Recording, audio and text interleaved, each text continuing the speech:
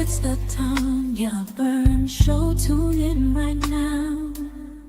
Like and share, our city needs that file. Flint City News got truth to share. When we fight the darkness, we repair.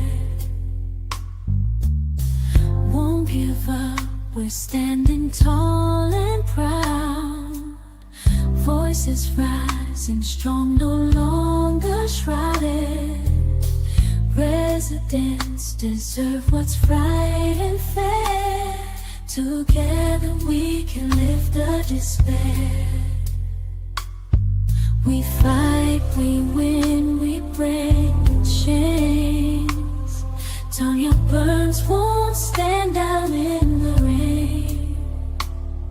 Our city dreams will make them true. With every step it all renews.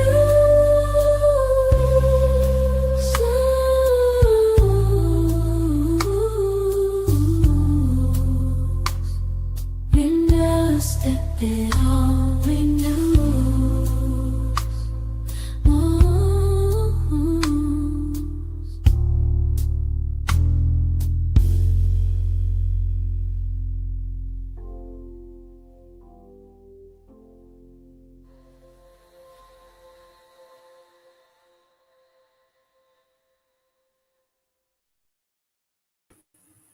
Well, happy Sunday to everybody. Look, I want to first thank each and every you for your patience. Had a little few things we had to catch up on. We had to catch up on them.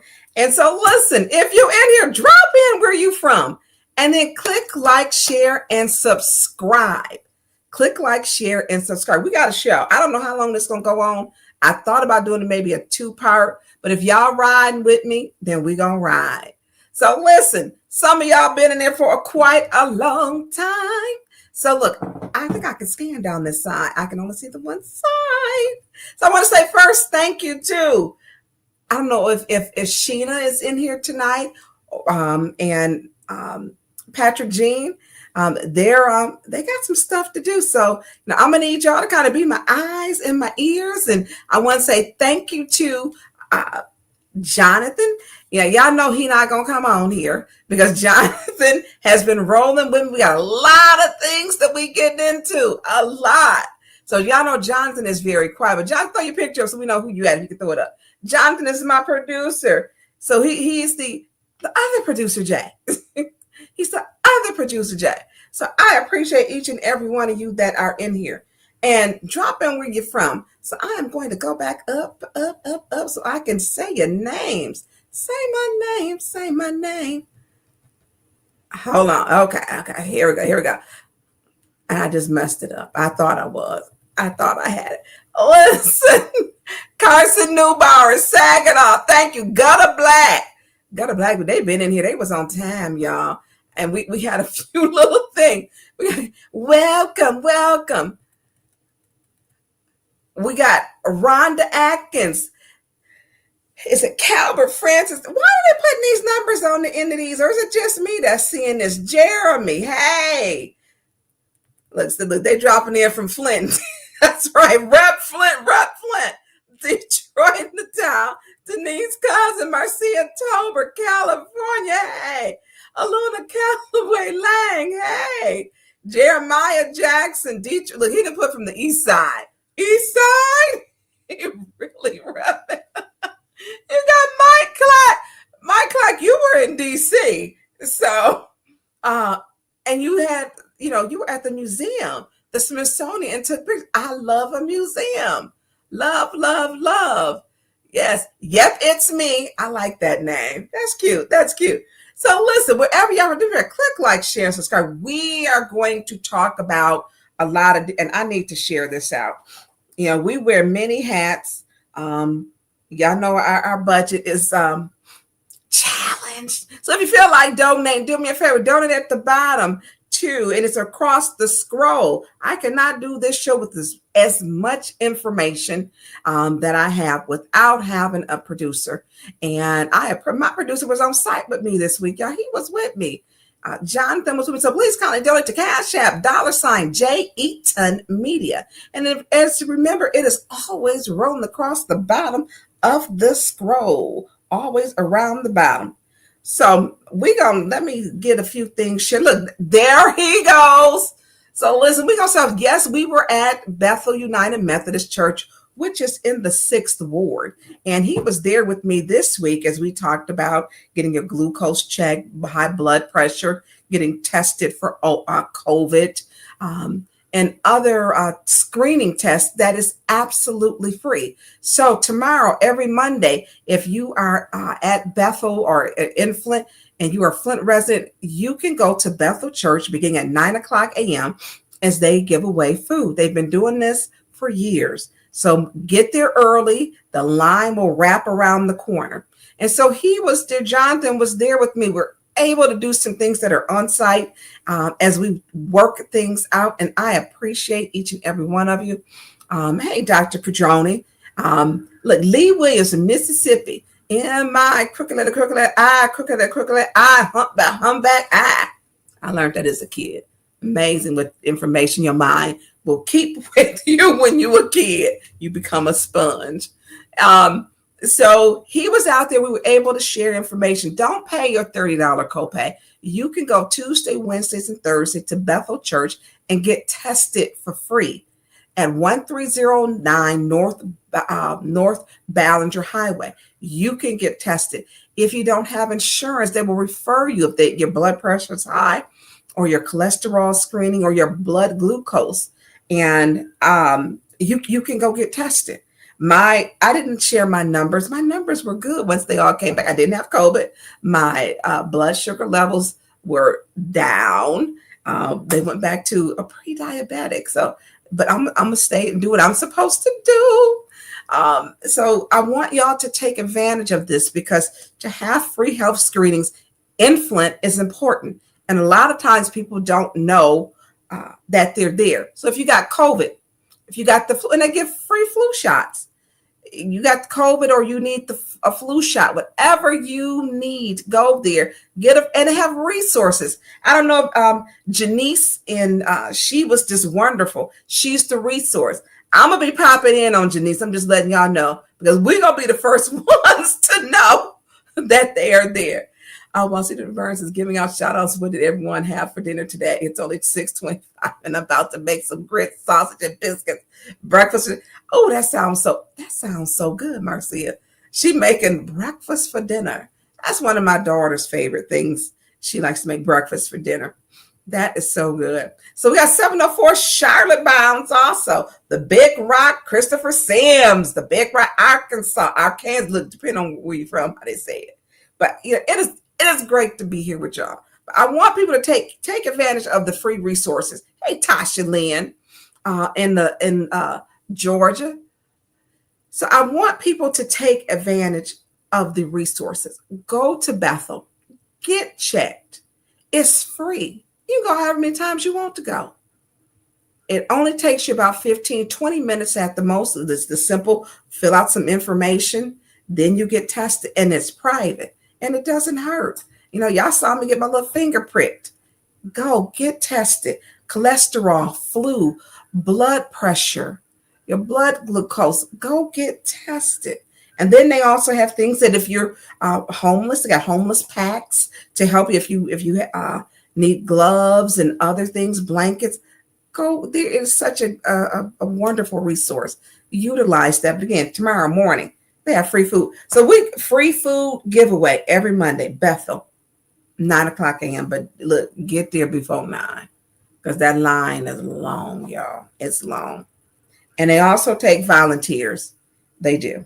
So I appreciate each and every one of you. So we are going to get on into it. We're going to get on into it. So listen, everybody was startled about the fire, which I think it was emotional for people to see what we consider to be a landmark in Flint to be gone. So people still refer to it as the Green Home for Funeral. And it is Green Home for Funeral because that's what I always called it, even when it went to Swanson.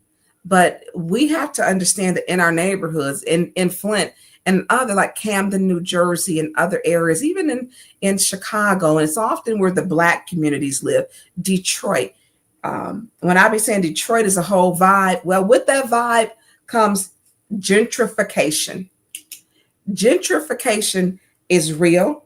Gentrification is not going anywhere. Gentrification is the process, and y'all know I had to get the whole little, the Webster, the one we had to write out definitions in school. See, some of y'all don't know about that. They used to make us look up words. You have vocabulary words on Monday. You have to look up the words. You have to write the definition down. Well, none of that computer stuff. Write the definition down. You have to use it in a sentence. So you had to learn how to use the word.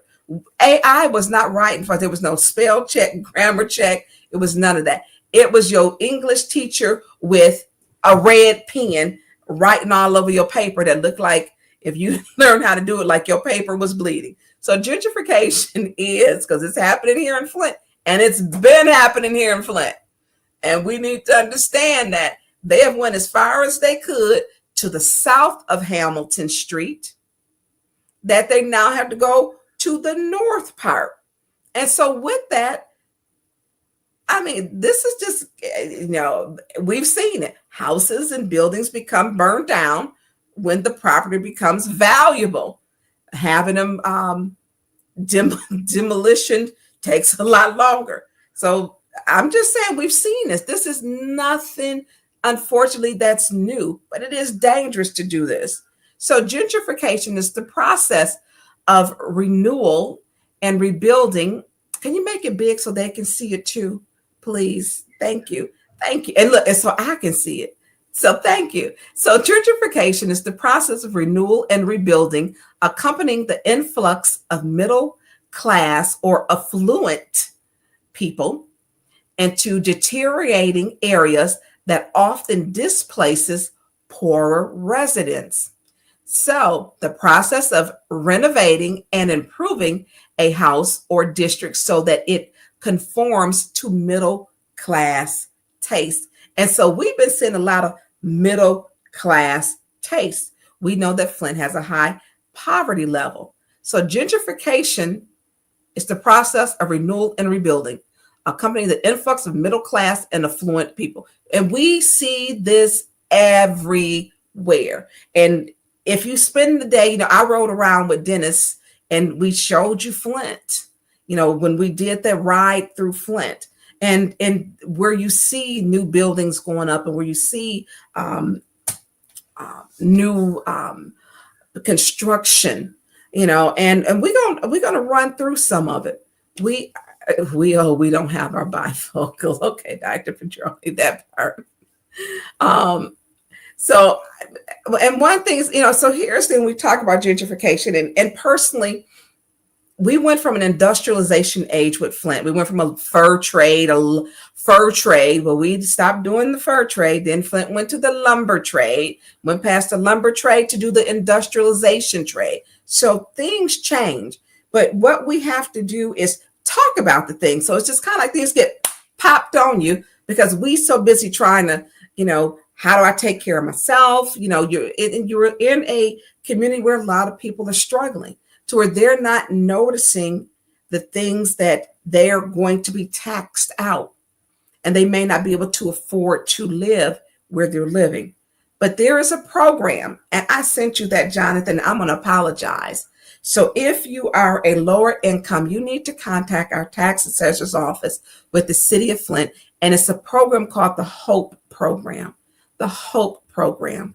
If you need it, I will send it. Send it to you so that you know, and it tells you how you can download the application. And so when we have this, and I hope I remember to say this tomorrow, it is on my city council on Facebook. If you go on Councilperson Tanya Burns, it is up there, but you can apply for the HOPE program. And the HOPE program is a program which deals with your income. And what it does is, sorry, y'all, because I don't want to get too far into this. I don't want to tell you everything that's bad about gentrification without telling you some solutions, because there are some solutions. And these are the things we need to be talking about. So, what did I do with it? What did I do with it? Because everybody was just, I was amazed with the amount of people that paid attention to it. That is not on there, Tanya Burns. Not at all. Okay. It's called Homeowners Property Exempt. I sent it to you, Jonathan, so it should be your very last thing that I sent you, and it has the whole little seal on it. So it's called the Homeowners Property Exemption City of Flint. And so what you can do, I'm going to tell you what the program is. Dr. Pajani, the writing is small on this. I'm just saying. Thank you, Jonathan. Thank you. So can you click? You may have to go down a little further. I think it's asking for the PDF. You may have to go back up. So what is going to tell you on it? Let's click on it. Is that the application? Because that's coming up. Okay, so what is HOPE?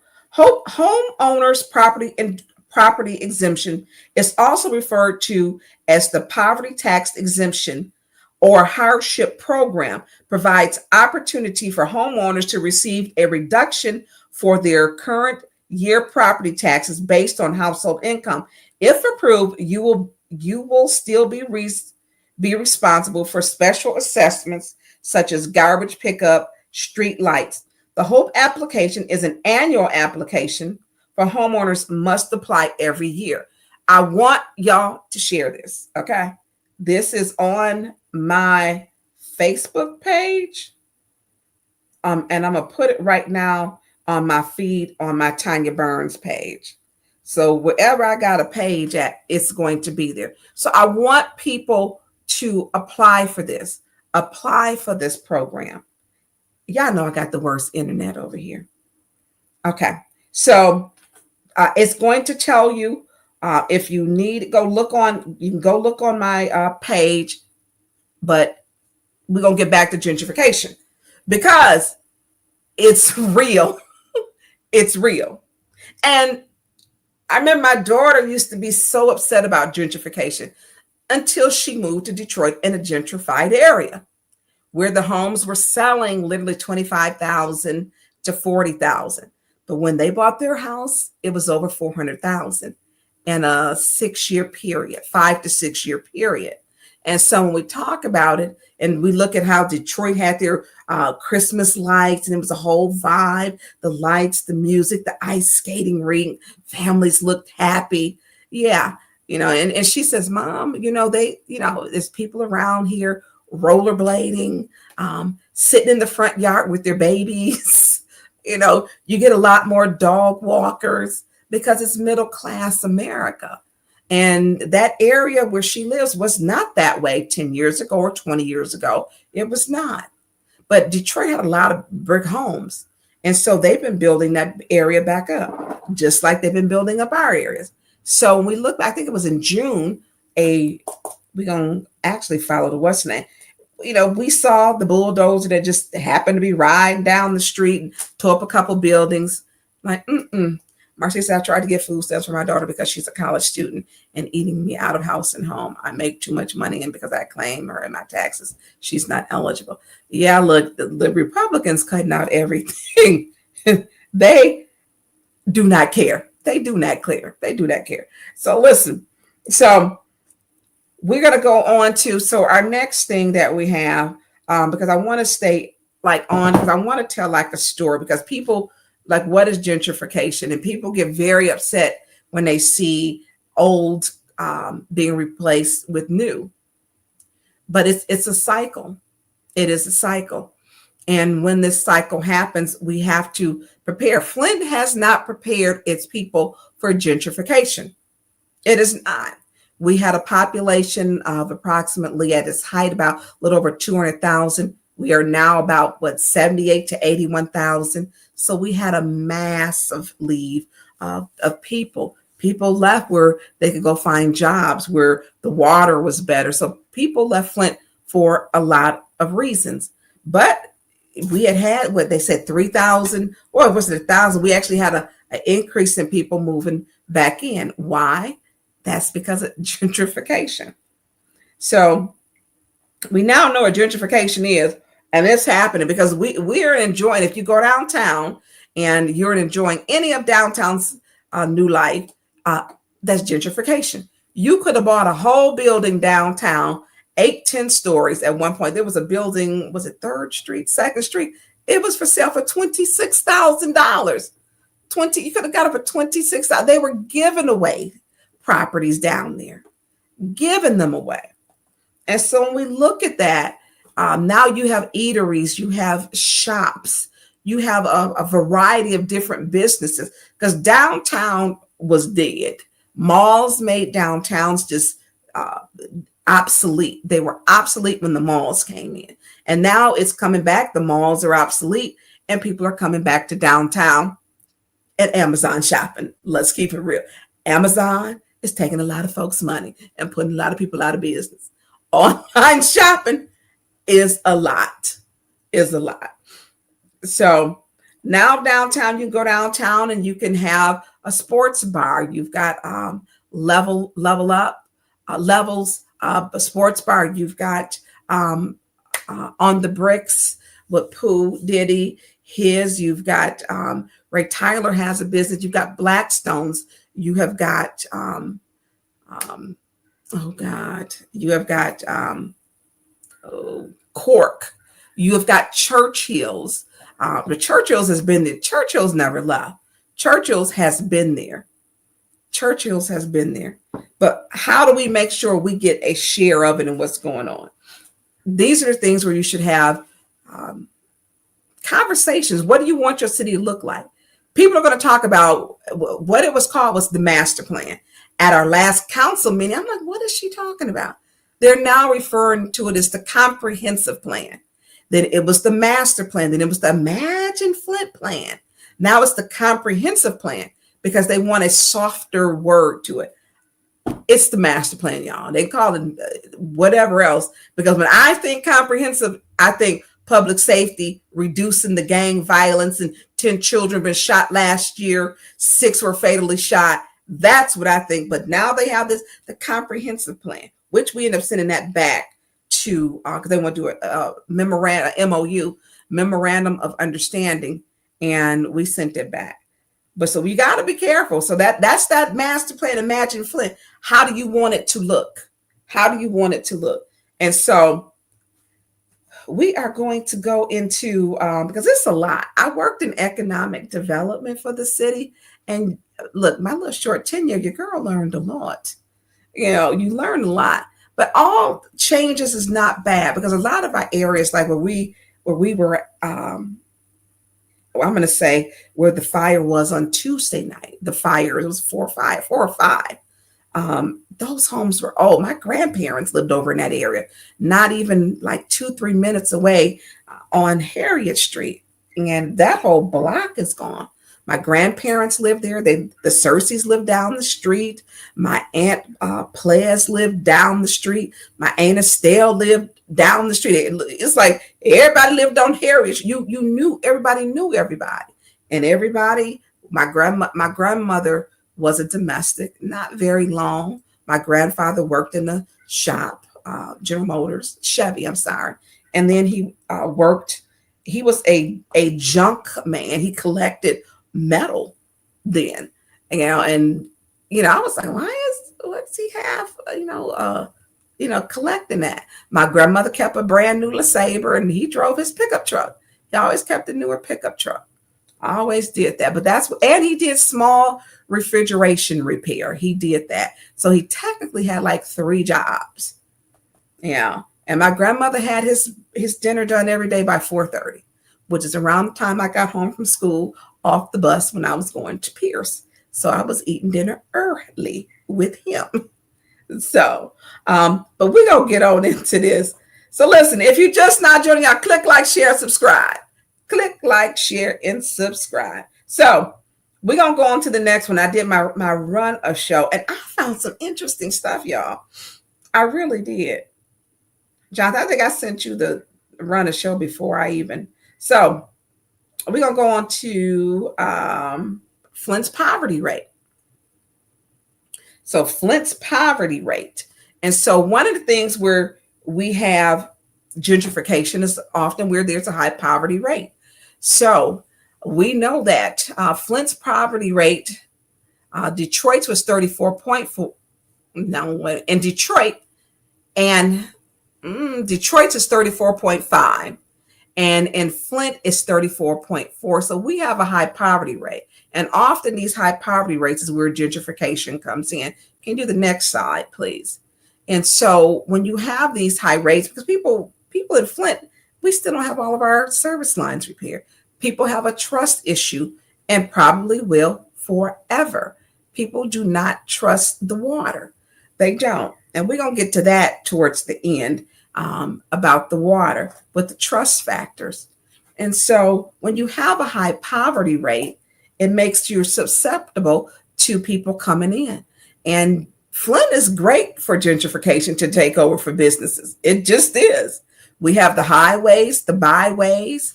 We have got we got an airport. We have the underground infrastructure. We have that. And so when we talk about gentrification, the poverty rate plays into that. So Detroit, this is an article. Detroit has the nation's second highest poverty rate among cities with at least 65,000 residents, and Flint ranks third according to the 2024 data recently released by the U.S. Census Bureau. So Flint ranks third in poverty. Poverty is a big business. It is a very big business. So also, if you're looking at gentrification, and if whoever just go ahead, thank y'all for joining us. When we look at poverty rates, and Flint had a mass exodus of people, and that doesn't even include people moving out to the suburbs where you didn't have to be next door to your neighbors, and you could have a bigger yard. And so when we look at that, and the key factors when we look at gentrification, if I'm a business and meeting with people in businesses, and I used to do this, they're looking at, okay, well, what does Flint have to offer? Well, one, they're going to come in and ask us for tax abatements. They're going to come in and ask for Oprahs. They're going to come in and look at if I'm building, say I'm going to build glass boxes. Okay, how am I going to get these glass boxes in and out? Well, because of General Motors, we got I-69, I-75, we have I-475, we have got the old Dixie. And so we have already got the infrastructure. It's there. And a lot of people don't know, like with Buick City had enough power. There is enough power at where the powerhouse there to light up the entire city at its capacity of 250,000 people. There's enough power there to do that. So back then they were planning for the future. And people are planning for the future. These houses are not just miraculously going up and fighting. It's not happening. That's what they do. Who doing it? Look, whoever buying property probably. But it's not something that doesn't happen, and it's not unique to Flint. It happens in Saginaw. It happens in Detroit. It happened in Camden. So where you have these areas where we have high poverty and gentrification has started. Look at downtown.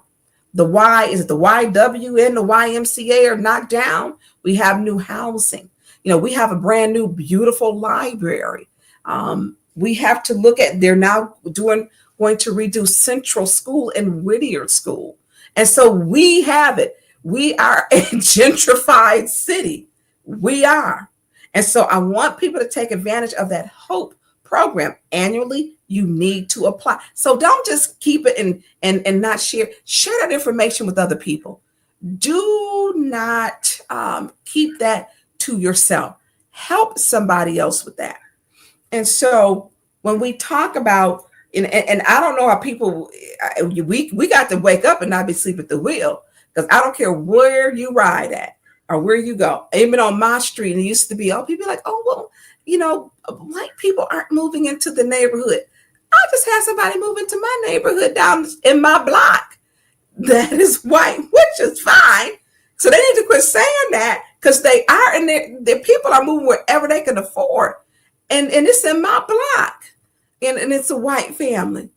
And it's like, you cannot say that things aren't changing, because only black people live there. No, no, no, no, not true. My friend, her mom sold her house. She lived on Ballinger. It was to a white family on Ballinger and Concord. Was it Concord? And it was to a white family. So they're buying houses with mortgages in neighborhoods that people were traditionally thought to be black neighborhoods. They say, oh, the north side is all black. No, no, no, no, no. No, no, no. That's not true. That is just not true.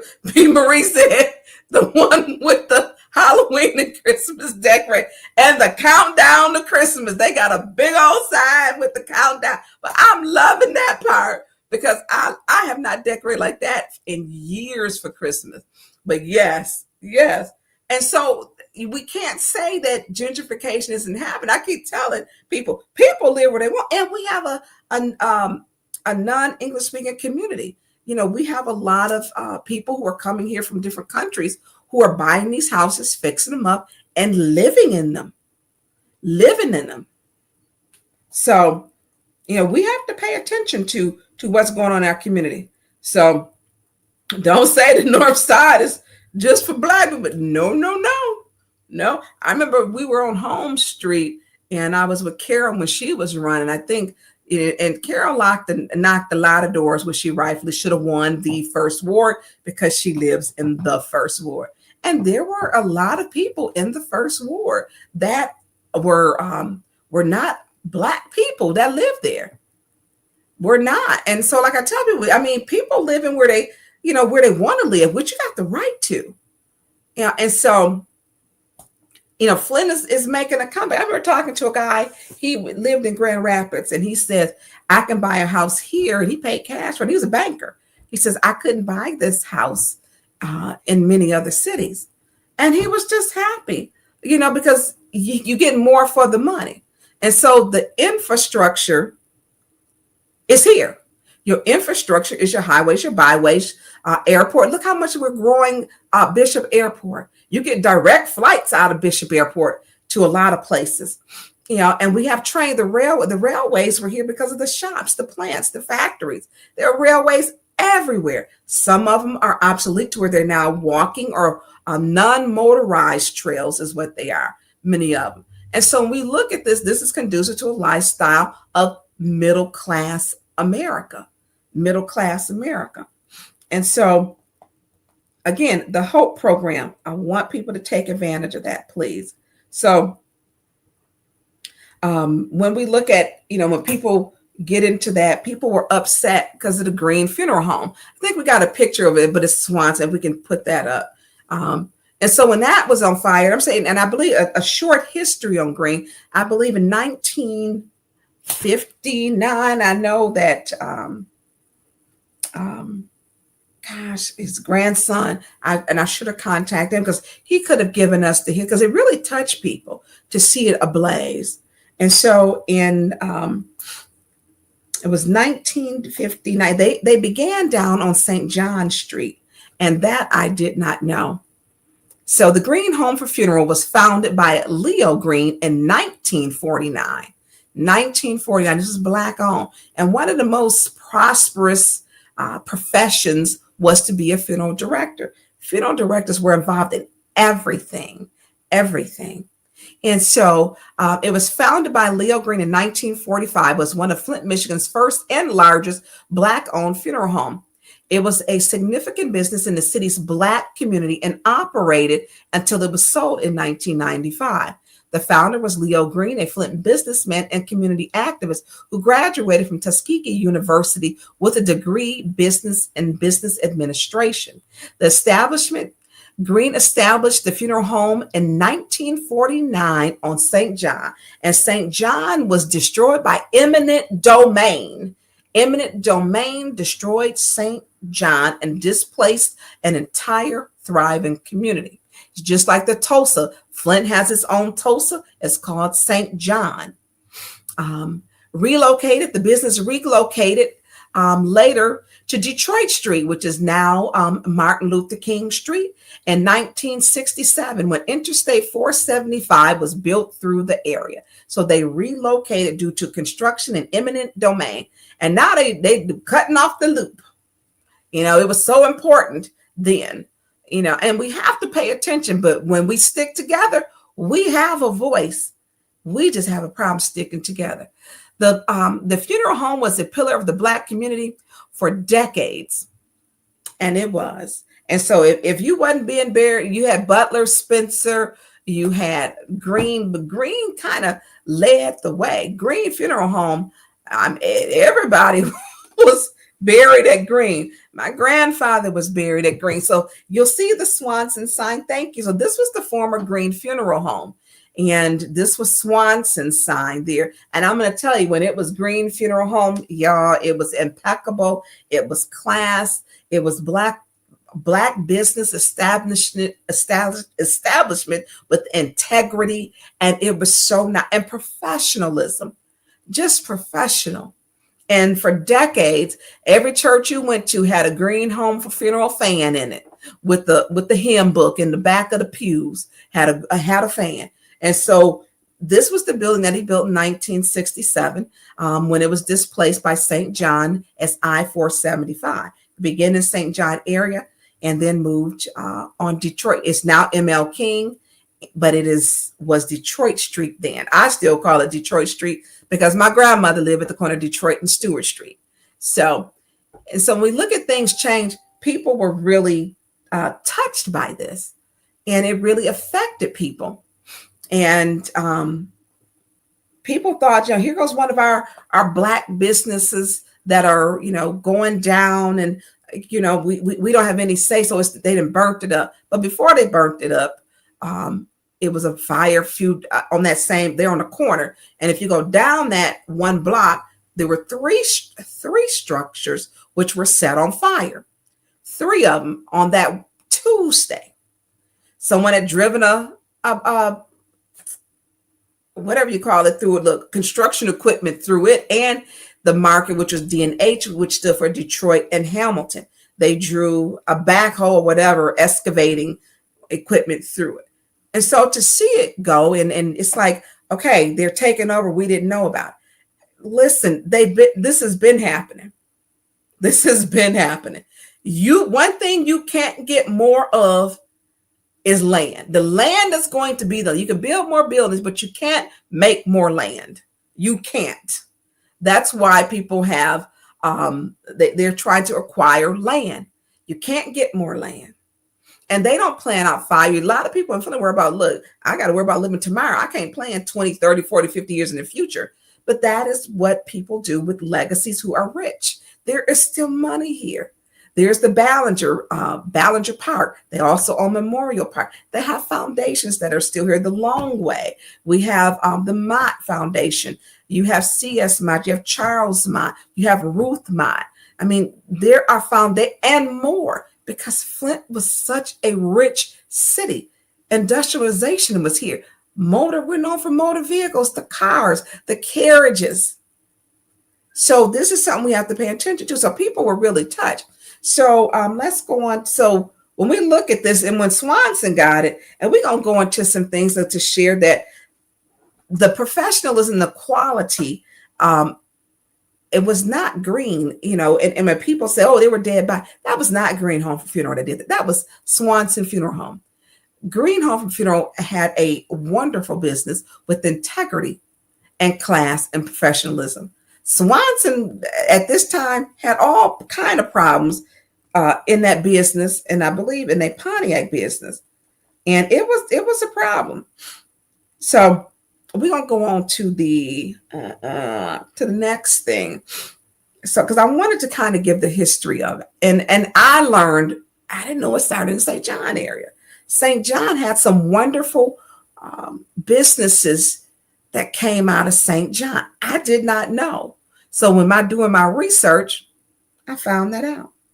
I found that out. So we're gonna go on to now what it looked like because it went into Swanson. So let's do the video. We're gonna kind of skim through the video, but y'all can check it out more.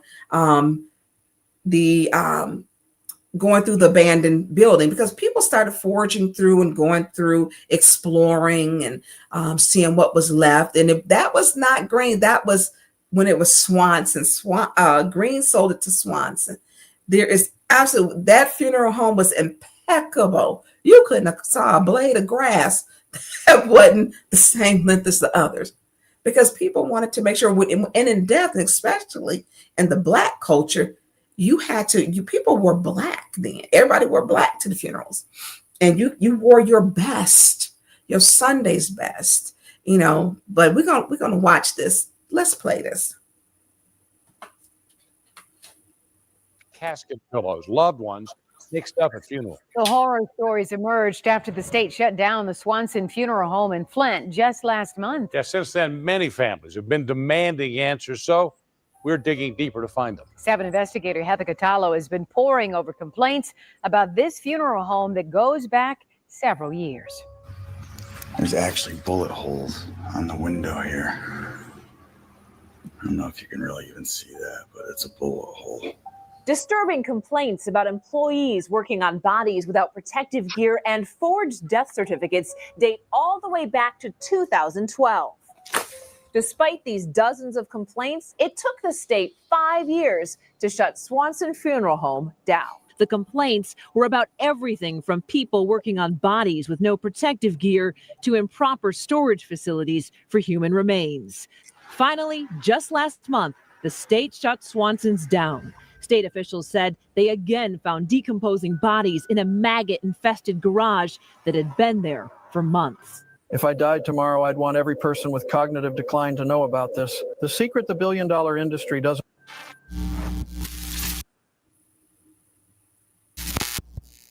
Just got into this funeral home. Amazing funeral home, especially at one time. I first did this funeral home when it closed down in 2017.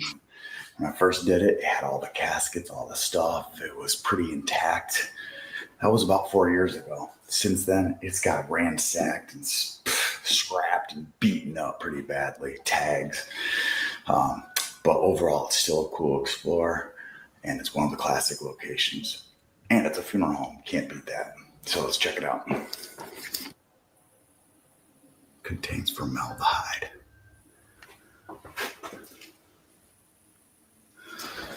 Here's the body lift. Here's one of those praying hands that you can put as like a decorative sticker or patch. Looks like both you have there. And then here is some of the embalming room. Look at all these grimy tools. Just nasty. Hemostats and scissors and tweezers. A saw, seriously? What the hell? So let's go through. That's creepy. This place closed. Looks like some eyeliner. And even a comb there.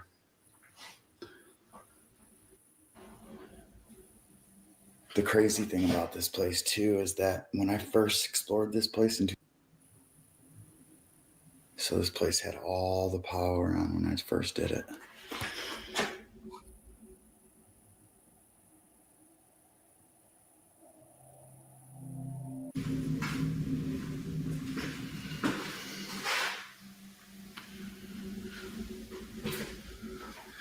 Identified by you.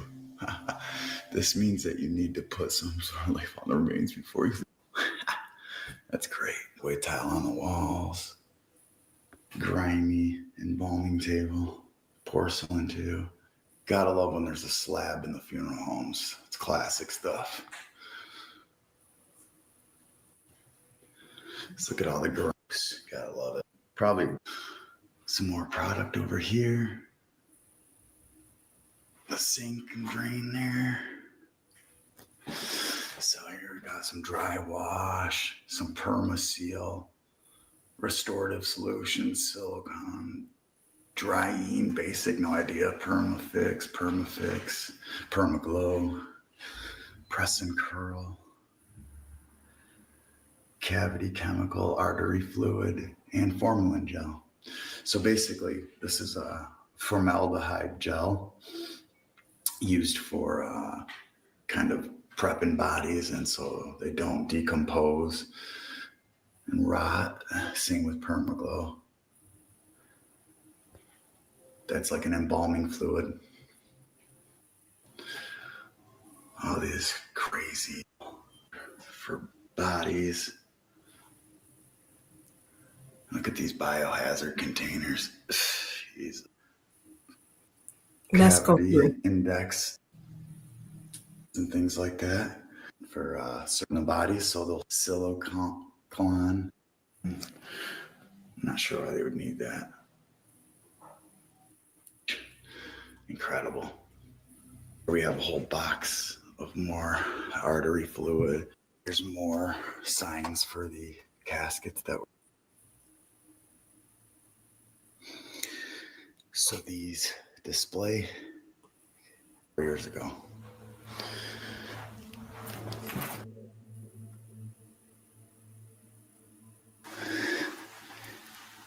Here's some different sheeting,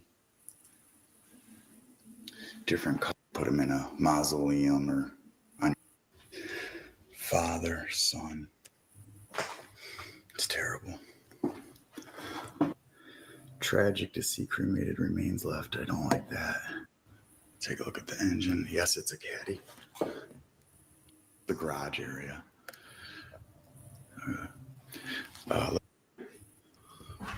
Not much to it.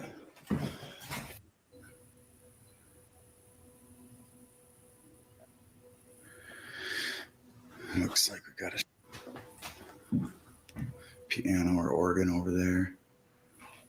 The podium.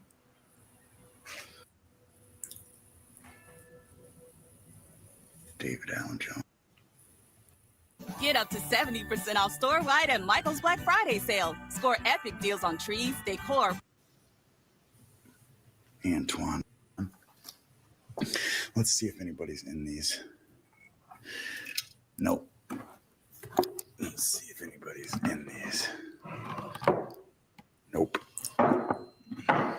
We can push So through to it. At least. Here's grandma's picture. And then some. I don't see a price really. I'm sure they were a pretty penny though. This one over here.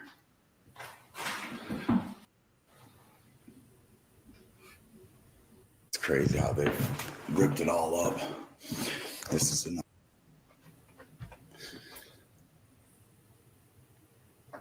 And there's the chapel again.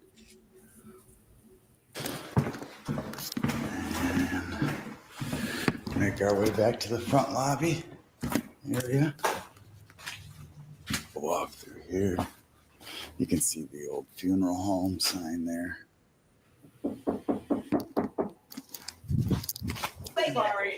Yeah, we're sorry. So, weird question. Did y'all get to get pictures or whatever y'all? Got a couple. Yeah, got a couple, but. Okay, so that is after it was abandoned. There were bodies that were found. It was Swanson's funeral home. And so, yes, it's creepy. Anytime you get people who like to go through these buildings, they went through Central, they went through Whittier, and you see a lot of them going in these buildings, which can be dangerous. But that is, people for the Black community, it was a sense of pride for Green Funeral Home. They started on St. John's. They built and had their own building on the corner of Detroit Street and Hamilton, down the street from a prosperous church, Christ Fellowship Church, where you saw Black communities thriving, and then eminent domain. So let's go to the video where it was on fire.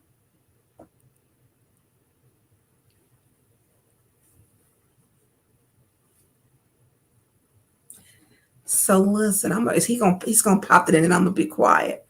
I would love to have to go visit that next time.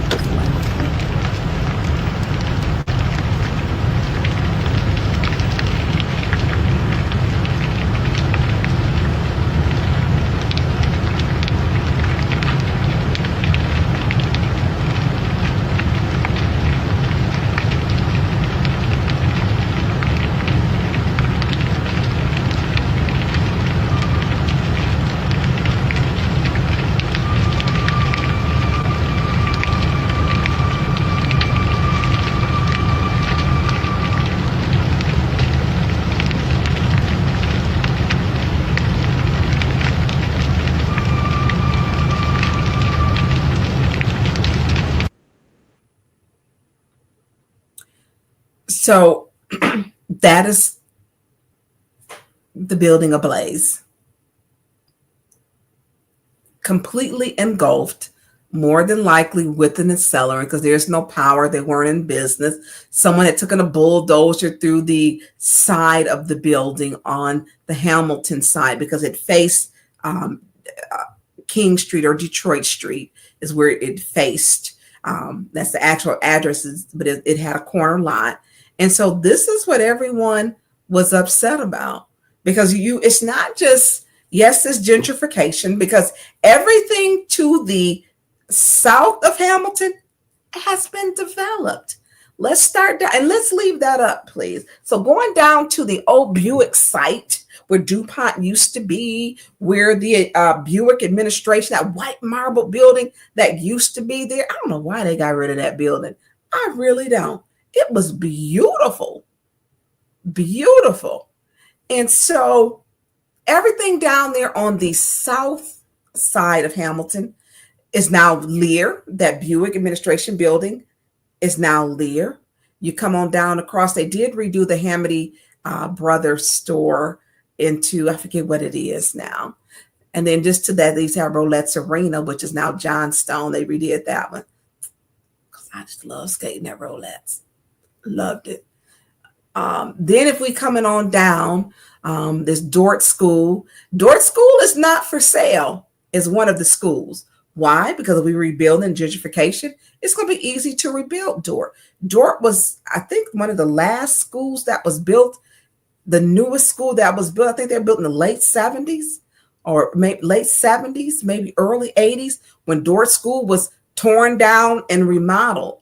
So then let's take it on down a little bit further on the south side of Hamilton Street. There's another church that's there.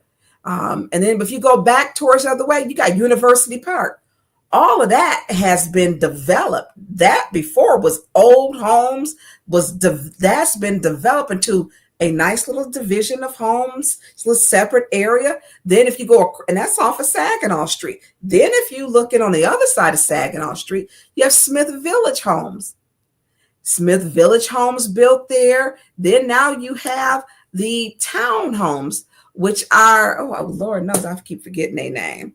Oh my God. Y'all know what a townhomes used to be. Kennedy Center that used to be there.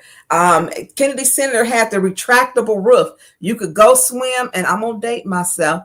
It was 35 cents to go swim. They gave you a safety pin with your locker key, that's your safety pin to your swimsuit, and you could go and swim. And they had a retractable roof. And so Clark Commons is the apartments. Clark Commons is the housing commons, townhomes and apartments that are there. So it's now Clark Commons. Kennedy Center used to be there. You had Kennedy School that was there. You had shopping. You had, did they tear down the Union Print? They had the Piece of the Rock Club. Y'all, that used to be the club back in the day. And listen, not because of me, but our parents used to go. Our parents now. Yeah. And so when you think about all of that, it is gone. You had the restaurants. God, what was the name of that place? Because they had the best, the Golden Fry, and then it was a club. Back then, we used to have winos. We ain't had no winos since the late 70s, because they'd be out there. It was a bar next to. They lay out there, be out there with they drink with in the bottle. and as we were kids, because we, grew up over there. When my parents had separated, my dad kept the 2-story flat that we own on North and Baker Street. So these are our memories. We literally walked from North and Baker down to the grocery store to Hamity. That's when they had the big old registers. You press those big old buttons. That was, but all of that's gone. So when you look across the street, all of that has been built up. They reduced the school of choice into the City of Hope. That's where, if you want alternative education, you went there, they redid that, put millions into there. And then Clark Commons, everything down up until you get to Hamilton has been revitalized. It has. And so they had a lot of fires in. This is the process. And so what we have to start doing, number one, because people make decisions for us. Start electing people who are telling you about your community, who are advising you and telling you, well, this is what's going to go on. So it's just not hitting you in the face, because this hit people in the face. But on the other side of that, the D&H market bulldozer, that's going. And I put it when Leela, every time this happened, I said, well, this has been going. I said, you're absolutely right, Leela. And I worked in economic development. They have the master plan. They have, which is now the Imagine Flint plan, which is now the comprehensive plan. They keep giving all these names. What it is gentrification. They're redeveloping Flint. A lot of these homes were old. They were abandoned. No one lived there. And so literally across the street from this is the Detroit and Hamilton D&H market. And that's going to be next, unless the city tear it down, because it has collapsed with the bulldozer. How many people just slowly, can you imagine somebody in a high-speed chase with a bulldozer? They had bulldozed the side of Green, and they did the store. And so when we look at these things, this is what's happening in our community. Everything else has been developed. And we look at Patterson Street, Bond-Bright Street. If you spin the block, you're going to see a lot of basements that are burned out. You look at the fourth ward stay on fire with stuff. So it's not surprising. And so when you look at this and people are startled, this was something historic. And a lot of people were like, well, because after this was before we had Moon Funeral Home, y'all. This is before we had Moon's Funeral Home, which is the largest funeral home. And it was before we had Sheldon Banks Funeral Home. It was before we had Banks Funeral Home. This was Green set the standard. And they said it with such class and such dignity. They did. And so people, I wish, we can look back and wish, to have had that preserved, a family business. But when they sold it to Swanson, it just did not. It just went in the toilet. It just did. So we look at gentrification, and if you look across the street, they finally tore down the properties across the street, like on that corner one too. So it'll be all of those corner properties gone. So it's happening. Everything that has been built up, Smith Village, University Park, they have built up, Smith Village, University Park, and Clark Commons. And if you drive down in that area now, if someone was to be gone 40 years and they drove back through, they would be like, oh my God, because it is not the same community. And so gentrification has been here. They started selling lots for University Park like 1998, 99, because I bought one. And we were going to build a house there, but the soil was contaminated and they had issues, and it was stalling it and putting it off to where at that time, my husband and I said, no, we're not going to, do it. And we ended up building someplace else. But I was like, no, let's live in the city. I thought it was so cool. All the streets were Black names, Spelman College. I mean, they were named after Black universities. And so it was a sense of pride, but they took too long for me. And they took too long. And so we ended up building because they had problems with the soil. The soil had been contaminated, and we know that before 1970, before there were air quality and safety, that what happened was people kind of did what they want. And so when we talk about high cancer rates, we need to, a lot of things were dumped into the Flint River. They were. I remember talking about even some relatives that, they worked in the foundry, and then those chemicals. Weren't these safety standards and OSHA and hazards before the 1970? And let me get it right, because I don't want to give anybody any bad information. They'll be like, oh, Tanya Burns told us the wrong stuff. I do not want to tell you the wrong stuff, okay? So read it to y'all. So the Clean Air Act of 1970. So before this, everything that came out of those big stacks was going into the ground and on people's homes and into the soil. What goes up must come down. And it come down. University Park had terrible soil. And I had little kids. I'm like, so my babies can't go out in the backyard. You can't say go outside because there was problems with the soil. So the Clean Air Act of 1970, it says the enactment of the Clean Air Act of 1970 resulted in a major shift in the federal government's role in air pollution control. The legislation authorized development of comprehensive federal and state regulations to limit emissions from both stationary industrial services and mobile sources. 4 major regulatory programs affecting stationary were initiated. The National Ambient Air Quality Standards, pronounced NAAQS, State Implementation Plan, SIPS, New Source Performance, and National Emission Standards for Hazardous Pollutions. Furthermore, the enforcement authority was substantially expanded. So before then, all that stuff, thank you. You are on, y'all, look, I appreciate you, Jonathan. And so before 19, so look, donate to Jay Eaton at Cash App. He is on it. So before then, all of those stacks, 3 shifts was going at General Motors. First, second, and third. And they were employing thousands and thousands of people, not only just at Buick, Chevrolet, DuPont. You had the cold water plant. You had the other plants that made other parts and different things too. You had a paint plant. DuPont had a paint plant. They make the best paints that was put on them General Motors cars, that they were just beautiful. Why? Because they used then materials that we learned later, that were toxic to people's health. And so back before 1970, we didn't have all of these standards of quality. All that air coming out and different things went right into the air and into the ground, into the soil, and into people's lungs. It did. And so we do have a high cancer rate. And around Buick, we lived a block from Buick on Industrial. We lived at Buick we lived at Baker and North.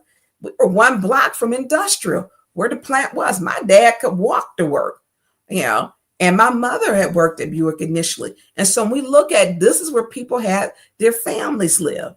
Their families lived there. So before there, we had this. So now it's not populated. All that is gone. And so we look at these things and how our communities are changing, and it's changed. Again, we got a population leave, over 150,000 people left. Families did not stay. They did not stay. They wanted other opportunities. There were no jobs. Our schools started failing. And then we kept electing politicians, some of them that did not care about us. They care about the people. A lot of people we elect care about themselves. Just like the ones who vote for their own nonprofits and give their own nonprofits money. So thank you for that. Let's put up the Mid Michigan Now video, because just around the corner, they had the fires. When we got there, I met Courtney there with Mid Michigan Now, and she had stated it was we thought 1 fire. And when we got there, we were standing there talking, and I said, wait a minute, Courtney, that's another basement over there. And so it was the house that was next to it. Then we got over to in front of the home. There was a 3rd one. And so some of the things that I like to, you lose the craftsmanship. I love a natural fireplace. That's just me.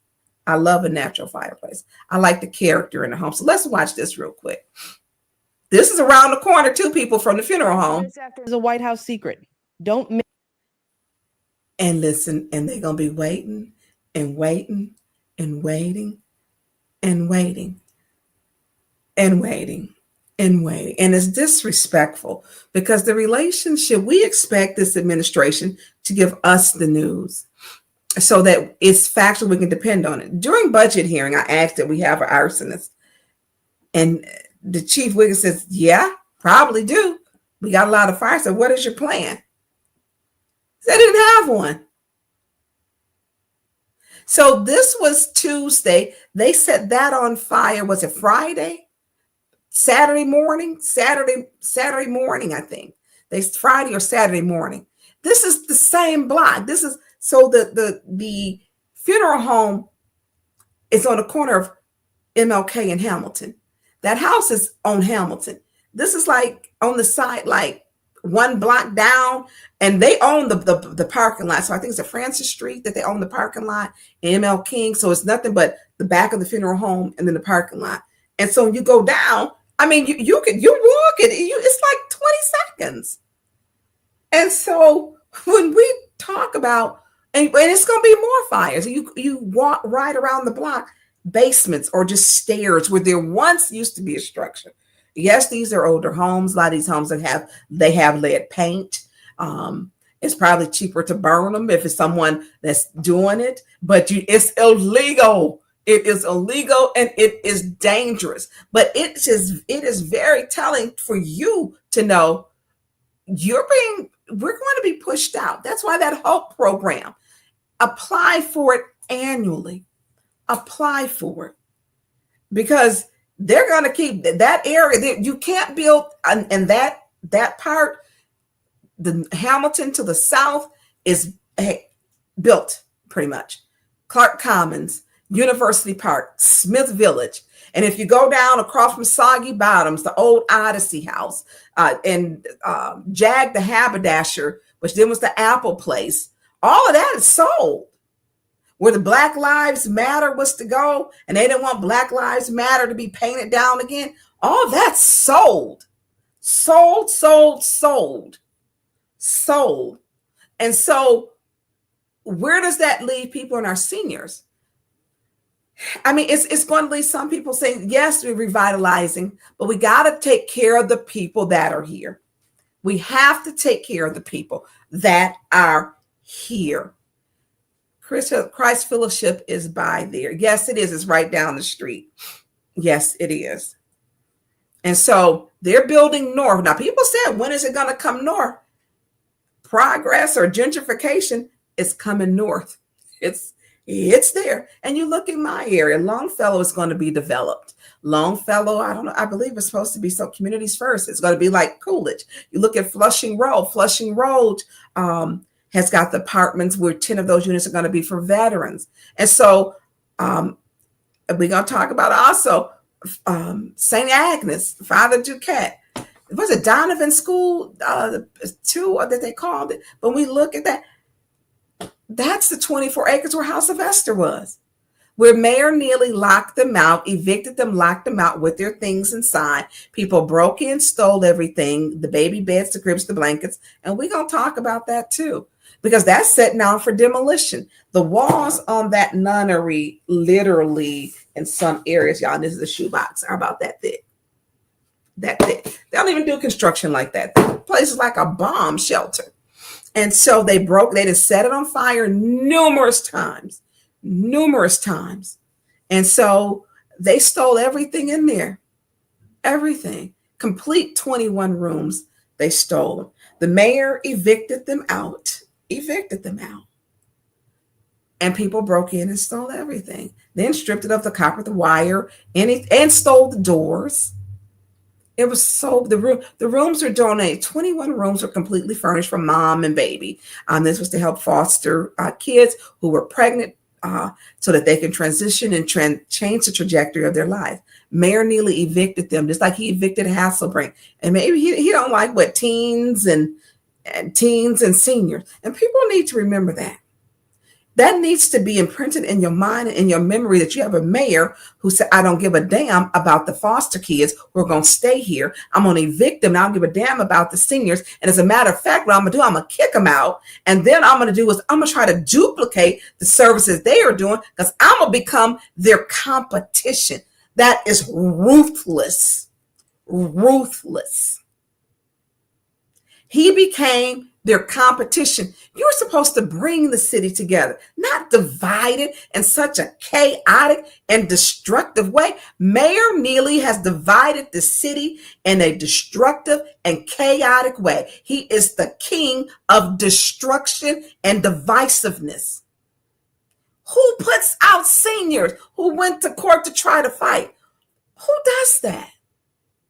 Who says I don't want to take care of babies? But I'm going to tell you what I was told was supposed to be on that St. Esther site. Housing. So on Pearson Road, where the nunnery, the church is, and someone sent me a picture when the church was first built. In Catholic churches, which I did not know, they're faced north to east, so when the sun rises and the sun sets, and that's where you see their stained glass windows are always on the facing the east side, and that's how they are. And think of every Catholic church, that's how they are, and so they're tearing that down for housing. So if you're having housing, that's Pearson Road, that's First Ward. And didn't Leon L. Alameen state he was not going to let Beverly and them be put out of the Hasselbrink Center? That was a lie. That was a lie. Because as long as he getting what he want, but he better watch it. Because Arthur Woodson and that $24,000 of ARPA funds where he didn't came up with, that he used his own company, and they got the pictures of the porches. They've been watching him. They got the pictures of the porches where he was constructing them. And two of them is in my ward for 2026, technically, that he put them in. Thank you, Leon, for beautifying the 6th ward. Thank you for that. But those dollars belong in the 1st ward. So 2 of them is on properties that are believed allegedly to be in the 6th ward. They got porches. They got pictures of the porches. So I don't know. Woodson got that information. We did get emails that it's some interesting things. So we gonna see. But B. Marie said Neely is friends with John Cole, a whole pedophile. Yes, John Cole worked on his campaign in his little gear. And I'm gonna tell you, people who hang around criminal sexual deviant predators, because that's what he was. John Cole was a criminal sexual deviant predator who preyed on boys, gave a boy, a teenage young man, 15 HIV, gave him HIV, took advantage of him, took advantage. I don't have friends like that.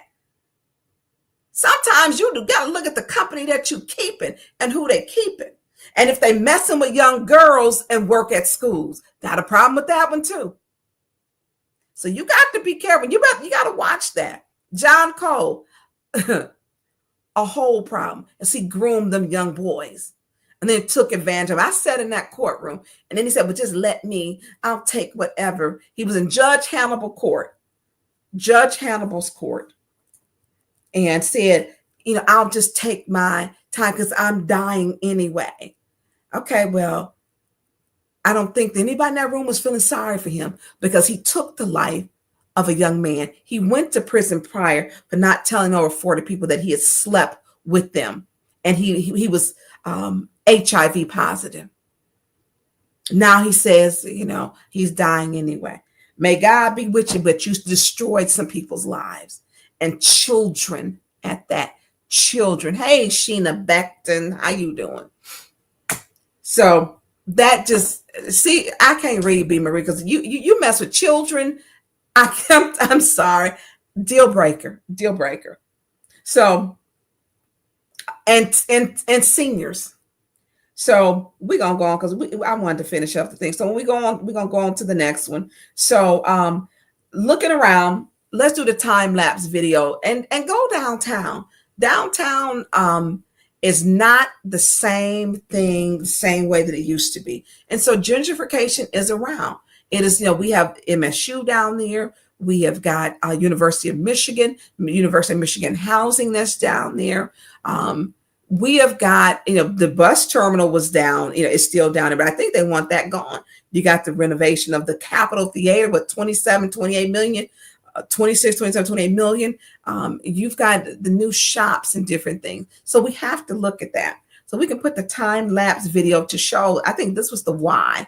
Yes. And so this is downtown. So this is showing they had knocked the building down. And this is just to show, this is time lapse.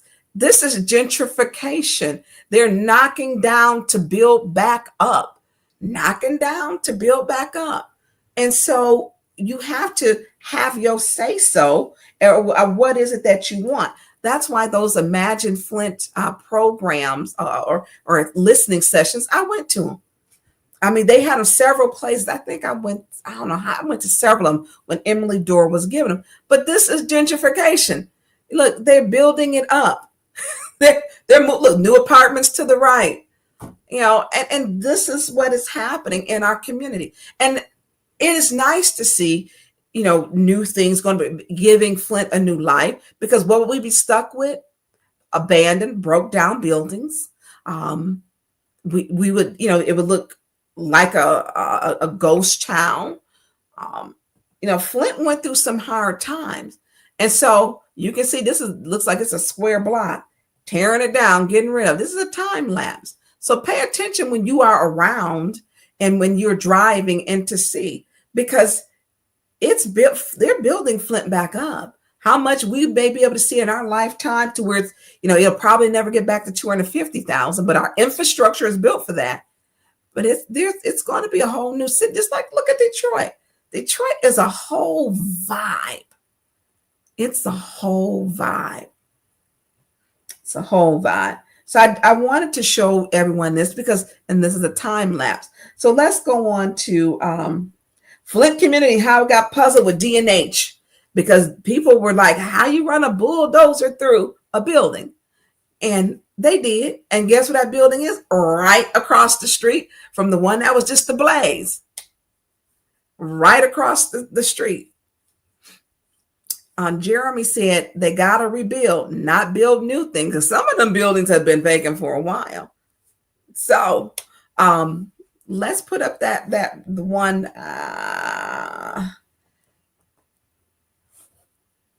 So the puzzle, the puzzle with the gatehouse right behind the taco house, La Familia on 5th Avenue. They took, and that was a little space. They knocked down those homes right there, and right across, well, not right across, a parking lot for Genesee County Community Mental Health, where they built the gatehouse community. And it's some modular homes that were put together, and you got to pay attention to what's happening. So, but let's talk about the Flint Community Puzzle by Sutton Blight on Hamilton. So let's play that one. And a long-standing funeral home, both demolished overnight. ABC 12's Tanaya Jordan tells us how these late-night incidents are raising some eyebrows in our community. Imagine waking up and finding not one, but 2 buildings in your neighborhood suddenly destroyed. Well, that's exactly what happened right here on the corners of Hamilton and Martin Luther King Avenue. I walked straight down the street and I said, man, what? Going to the Date Now store. And I said, no, who did this? This 5th Ward resident did not want his face shown on camera, but he told me the issue is not just the rubble, it's also the silence. The bulldozer gone, nobody ain't seen nothing. I just couldn't believe whoever did this. It don't make it look good. People who live in the area say they were not warned, and now they're asking who did this and why. How did this happen? What, they used the bulldozer trucks that's tearing down the houses and bring it back? How did it happen? He says it looks like someone used a machine to punch a hole in both buildings. Some people probably downtown, or some people want to see it tore down. We reached out to the city of Flint asking if they gave the okay to destroy the former D&H Market and Swanson Funeral Home. We also asked if the city has any future plans for the spaces. City officials responded saying both properties are privately owned.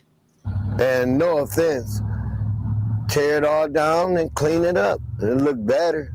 But make sure you got the legal documentations to do it and everything. That's the main thing. Just don't go and do it, because what happened right here, somebody just came up here and did that illegally. Flint police said they are aware of the incident and that an investigation is pending. At this time, there are no suspects. In Flint, Tanaya Jordan, ABC 12 News. All right, Tanaya, thank you.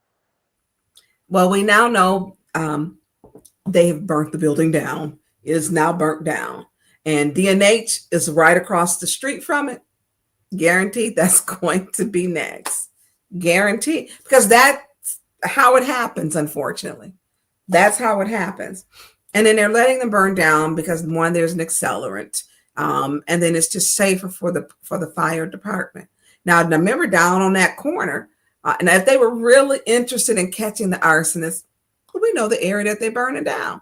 They were just there at the 3 homes Tuesday. They were there Friday. So they're probably going to be in the area. So DNH is probably going to be next. And they'll tear it down and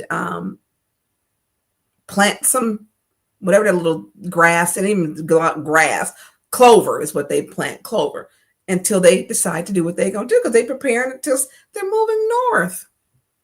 They're moving north. So everything on the other side has been, that's already accounted for. So they're making plans. They're moving on down the road. Don't you carry nothing that might be a load. So I'm just saying. So it is happening. Gentrification is happening. And we have to be in tune with it. Why haven't the fire chief called for a press conference? Wilson, why ain't the mayor did it? The mayor doesn't allow people. He stopped all communications from them doing their own to where it comes from his office, so he can be on every time there's a press conference. It's him, and they stand next to him. That's how, in case y'all haven't noticed that, because he's branding himself, but he's not going to get on there. Well, he may. I don't know. He need to do something. He's going to pretend like he don't know. But this should have been done. They burning down Flint. He don't have anything to say. We've been having an arsonist. Been having one.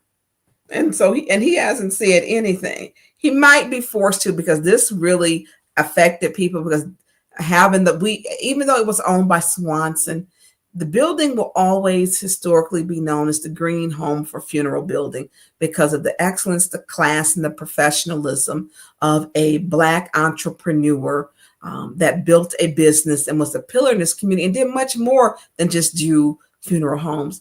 He did a lot of things for this community. And so to see that go ablaze, it really tugged at the heartstrings of people when change is coming, and we may not be ready for it. But y'all, it's here. It's been here. So some of the other things people, when we talk about change, and I do believe that when we stand together, we tend to get things. We have a voice how change is going to be, and some people will say, "Oh, I don't believe in that." That's just not true, because there is power in our voices and power in our numbers. Can you put the Ashley Capital? So Ashley Capital, when the brothers and sisters of Oak Park were coming, and they had gotten to the point to where they were so defeated. There was a meeting held, and they were told in the meeting that there was nothing that they could do to save that building. To save that park. And then the Oak Park would set on 8 acres. General Motors, the Buick site had been torn down. It had been torn down, and they had there was a lot of it to be removed. It was a very toxic site, and all of it's not done. And some of it is so bad, I don't know if it will ever be done, that you can't remove some of the cement slabs, and that's with Racer Trust. And so when we look at that, it's progress, But when Ashley Capital came in, and me and Ashley Capital did not have a good relationship at first. We did not.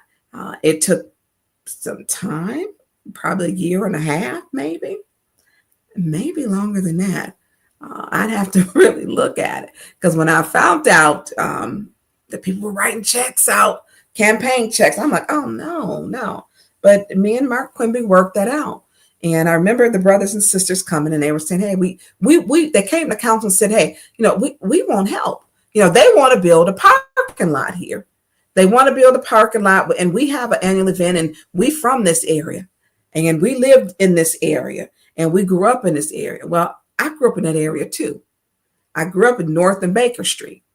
Is where I grew up. And when the park was decommissioned in 1984, here's some more progress. General Motors bought out all the area. They're supposed to do some different things to the area, but General Motors ended up going out of business. That NAFTA did not help them, the North American Free Trade Act. And when they tore it out, they bought out the homes and they demoed them. They started building some things. Job Corps was built down there, but they bought the area out. But they decommissioned the park. In 1984, it took it to a vote to the people, which if public parks are supposed to be so, they have to go before the people. And that's per the Flint City Charter.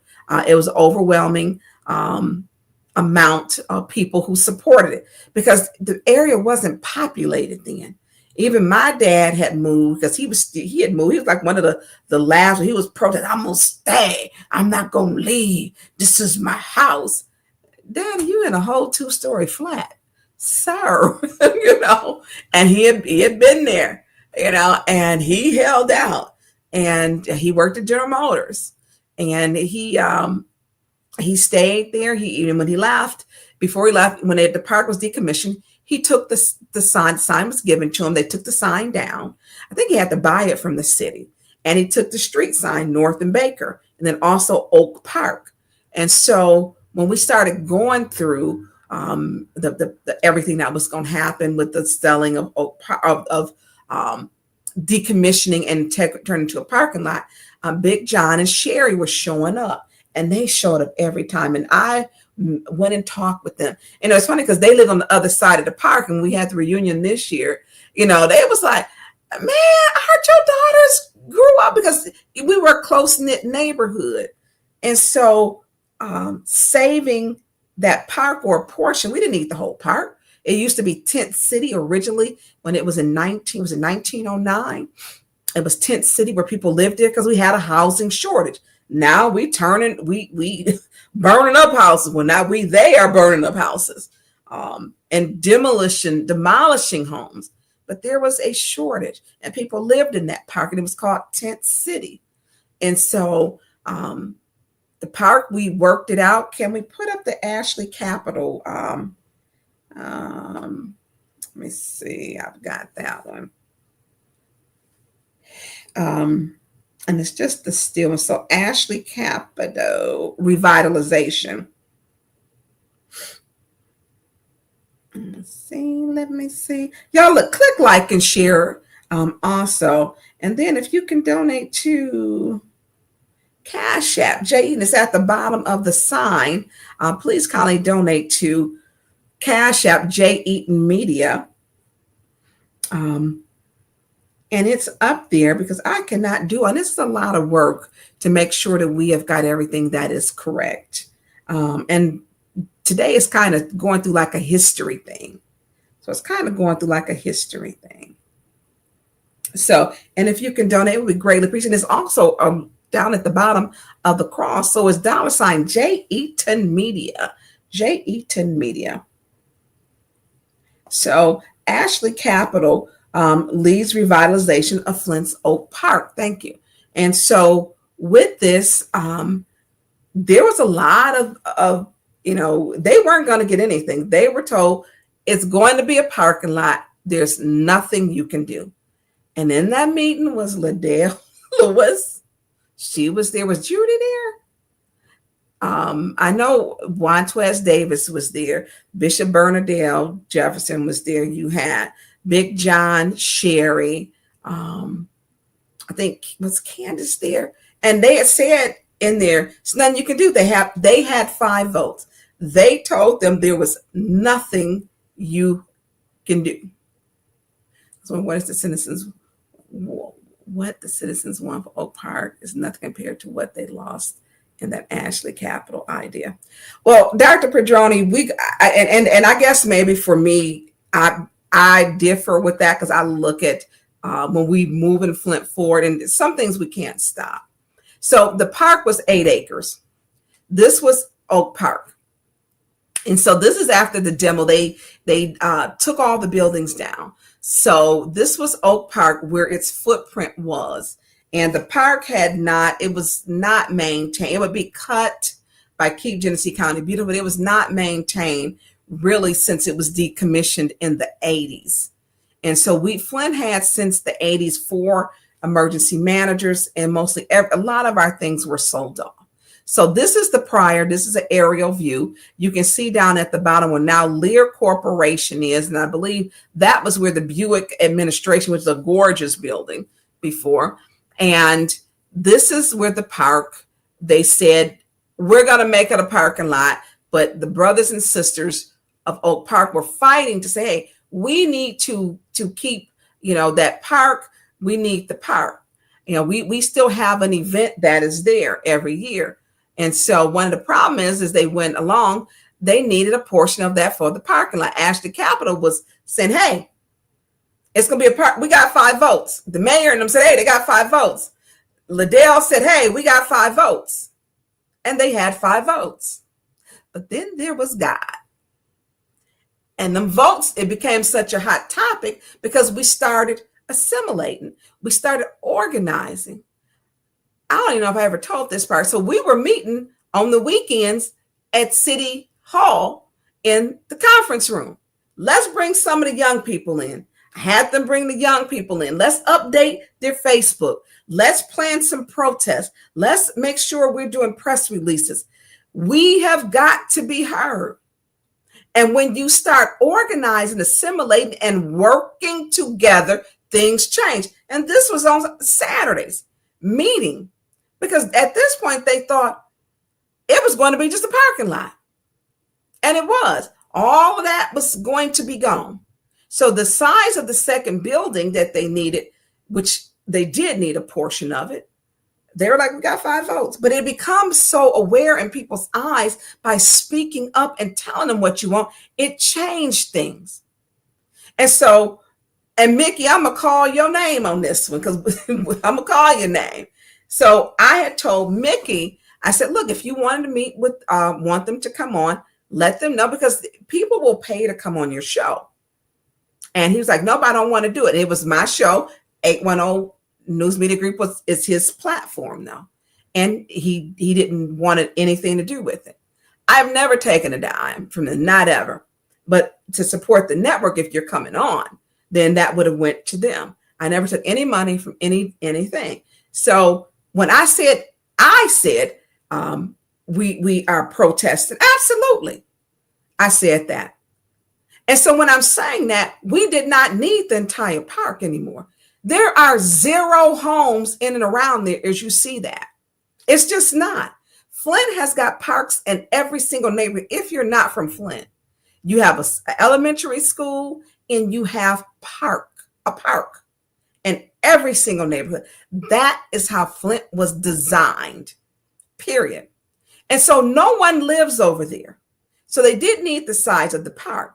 So when I first met with, I had been a thorn in Mark's side way before then. And so when I first met with him, where it was very contentious. It was very contentious because he was like, well, what do we do? I said, you got to do something. This is not going to be it. They deserve a part of that park. And then we started to negotiate. They didn't need the entire park. So then it was like, okay, well, then the park has to be brought up to code. Well, you can do that. The General Motors work 3 shifts. You don't need the whole park. They managed not park in that park for those, 100 years? They didn't park in the park. And it's like, okay, well, we have to beautify this. Well, that's part of your community benefit agreement because they didn't have one. Meantime, the other council members, Ashley Capital had donated lawnmowers, checks for $11,000, checks for $1,800, and other people's campaigns. Never to mine. Never to mind. It wasn't just in Flint, it was county too. But I did not take any donations. Why? And I told him, because you have a project that stands on its own merit, that you're building a site that was so toxic that nobody would want. You could even build outside of homes outside a University Park because the soil was bad. And so when we say, how do we negotiate? We went from getting absolutely nothing, zero. Can we put the one up where it was going to be a parking lot? It was going to be another asphalt parking lot, to where people assimilated. They worked out a deal. Brothers and sisters worked out, was stating they wanted Ashley Capital was going, the park would be maintained for 20 years by Ashley Capital. For 10 years, they would pay for their picnic or a portion of it. They would help to establish correctly their nonprofit. And so when people say, and it's disappointing when you really weren't there, you really kind of pissing on the people who really fought, that wasn't getting anything, that fought to save this, to where they still meet. No one had them. They spent over $500,000, Ashley Capital, to preserve the park. They didn't have to do that. You don't deter new business, say we need a building because this building is going to be occupied. Well, how can we work about it? They did listen, and it was very stressful. Me and Mark's first conversation, we met for probably 4 hours, or was it 5 hours? And we didn't start off talking very kindly to each other at all. So can we put up the next one, Jonathan, that I think I sent you. So when you're talking about the people coming together, they got T-shirts, they were meeting at the park, and people say, what are we going to do with that whole park? They really weren't. So I didn't send you the one where, that is my bad. I'm going to send you what it used to be. I'm sorry. In the meantime, please pay attention to the Cash App, y'all, because I am, you can put that one, not that, it's another one too. So this is what it ended up being. So this was the process after we had agreed to do it. They redid the signs. My dad donated it back. Mark came to my dad's house. We gave back the North and Baker Street sign and the 2 signs to give back. And this is where it stands today. But before we got to that part, I mean, there was a process. Those signs, this is the site that it used to be. Okay. Before it was torn down, this is at Hamilton and Saginaw Street. This was General Motors. And when we look at how massive this was and the pollution before the 1970 Clean Air Act, a lot of stuff was coming up out of there, a lot. And so when we look at how big this was and massive, and now it has definitely changed, because where that once stood now sits a building, which, and I just sent you that one. I guess I didn't send it, and I apologize for that. Now sits the building that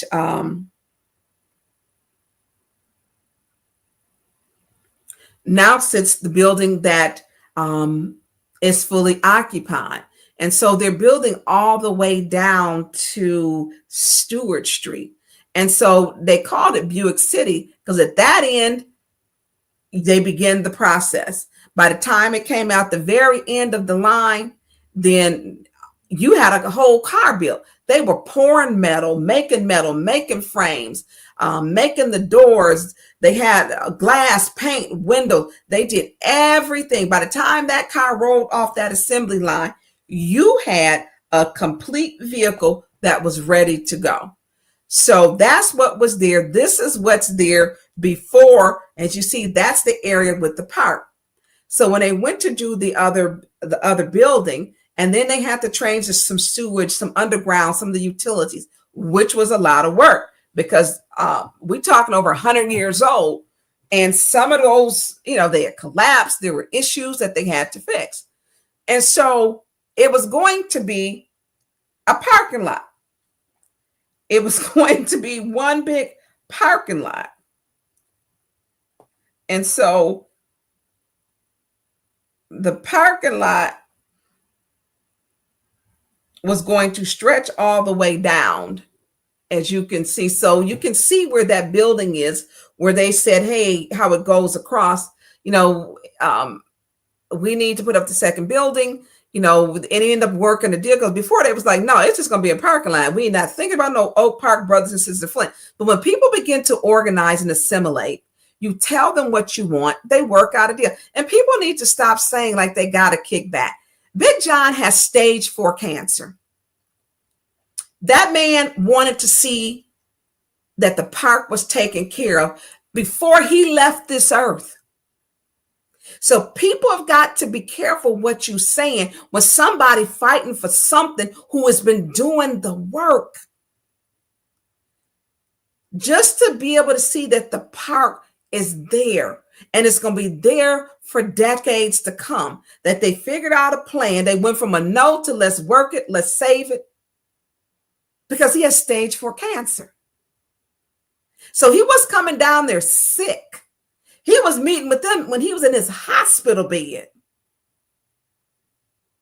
This wasn't a come up or a kickback from him.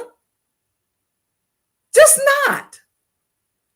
He wanted to make sure him and Sherry, that their family would be able to use this park and that the people who lived in that area would continue to have a place to congregate, to fellowship, and enjoy themselves and talk about old memories. And that's what they did. Wasn't no kickbacks. And people, and this is the thing, sometimes y'all got to do we cannot expect people to continuously spoon feed us everything. We've got to do the work for ourselves. Can we do the slideshow back, please? So the signs, the parks it's gorgeous. They put up the grills. They put up the benches throughout. They did new walkways. They refurbished the sign. That's John. I don't know if you can say that's John and Sharon. That's my dad. That's JWC, and that is Mark Quimby and his wife. And so what was not going to be any green space, this is the part where he sent that to me. Me and Mark went back on the design too. So there was allowed to have input. Look, I never saw those signs looking that good. Even growing up, they didn't look that good. And when he picked them up, so it's a part of involving the community. It was going to be a parking lot. But when they met on those Saturdays, assimilated, they got the young people involved. They updated their Facebook page. They decided, they worked and did protests, and they let the organizations and these businesses know, you're not going to come in here and take over everything. That's what you're not going to do, because we got to say so. And they worked together with the community. I was so proud to see my dad was able to stand there with me. And literally, we lived at North and Baker. And for us, he was like, well, baby, this is your inheritance. I'm like, Daddy, it's a sign. Let's donate it back to the city. Look, let me donate my weathered sign back to the city so that it'll have new life for decades to come, so that people will know that we fought for, and brothers and sisters showed up, and Big John in stage 4 cancer showed up, so that they would have a place to go. And so I'm not going to allow people to don't do the negative on this, because you don't understand what people fought for. That area has not been lit since the 80s. We had a house that I lived there. My dad lived there. And to have it revitalized to where you can go and congregate. And the picnic that they had, it was on jam. The DJ was fabulous too. And the food, just to, it was a good decision where me and Mark were not, we get along now. Because I'm going to tell it like it is, but it's the residents that made the change. When the residents get involved, you get something. You cannot keep electing people who don't do nothing. I could have sat back in my seat and not said nothing. Jerry Winfrey Carter, Dennis Pfeiffer, Jonathan, because they had 5 votes. but we supported them. The four of us supported them. They had 5 votes, but because the people, they didn't want to, they're like, oh no, they didn't need the whole park. Let's be realistic. Gentrification is in our neighborhoods, it's in our city. How we deal with it is if we get involved. How are you going to deal with it? How are you going to be a part of it? Because that was supposed to be a parking lot. And it's not. We took the old, took the new, brought the young people in. And so we need to start saying, well, they owe us this. What do? You got to get involved. And I get people don't want to go to city council, but you know what? Big John and Sherry came to city council and got some results, and he did not take no money. So yes, I talked about Ashley Capital all the time. Absolutely. Because he was fighting and battling and still is. When you showed up, he showed up, him and Sherry, for city council. It made a difference. They didn't need that whole park. And people begin to understand that's our oldest park. The news got involved. And people start saying, we got to fight for what's ours. So we talk about what is that we want with our markers. And I wish Green Home for Funerals could have been saved. I wish it could have. But if we don't start getting involved, they come into our city and do what they want. But when you get involved, you speak up, you become engaged, changes can be made that you can live with. I can live. That part wasn't that nice when we was kids. And there was a fountain in there, and we used to drink out that fountain. Now knowing, what was, in the ground, that's a little scared. But this was the community. When the community came together, Big John and Big John Share, I hope y'all don't get mad, but he was fighting. And it was not, I'm not, how Ashley Capital came in, I didn't change that. Mark and me had some harsh words for each other for about the first 30 minutes. And that's the truth. And when I do business, I don't meet you where you want me to meet you. I meet you at a place that is neutral. I'm not meeting in your office. I'm not letting you buy me no coffee. I'm not letting you buy me no hamburger. I'm not eating out. I don't do business over dinner. I don't do that. And that's just by habit with me, because everybody I do business with, I don't want to break bread with. That is me. You can't buy me a dinner and think it means business. I'm not that person. I'm going to do business. And then if I don't like you, I'm going to go eat dinner with people I like. That's what I do. But I do not do business over dinner. I don't do that. Mark was like, well, can I get you a call? Absolutely not, but I'll get you one. No. I don't do that. Because what I was going was in there to represent what we wanted. When I met with him, it was my responsibility with my elected seat to get what the people want. And they told us what they wanted. They told us. They showed up and they still come. John and Sherry still come to city council meeting. Why? Because it made a difference. I remember talking, they said, it's nothing we can do. We left that meeting, Tanya, and they said it's going to be a parking lot. We got 5 votes. Devil, you a lie. You a lie. No. And we was meeting in the conference room on Saturdays because, and look, and a lot of them was older. They were so dedicated. They come in there. It took us a long walk to get down there. They showed up and they wanted to change. They wanted to make sure it was something they could be proud of. And that picnic was parked. So please do not minimize what Big John and Sherry and the other people with Oak Park initiated by coming to city council. They initiated change. They are change makers. They let us know, and we worked. What they didn't know was I lived there too. They did not know that. And that touched my heart.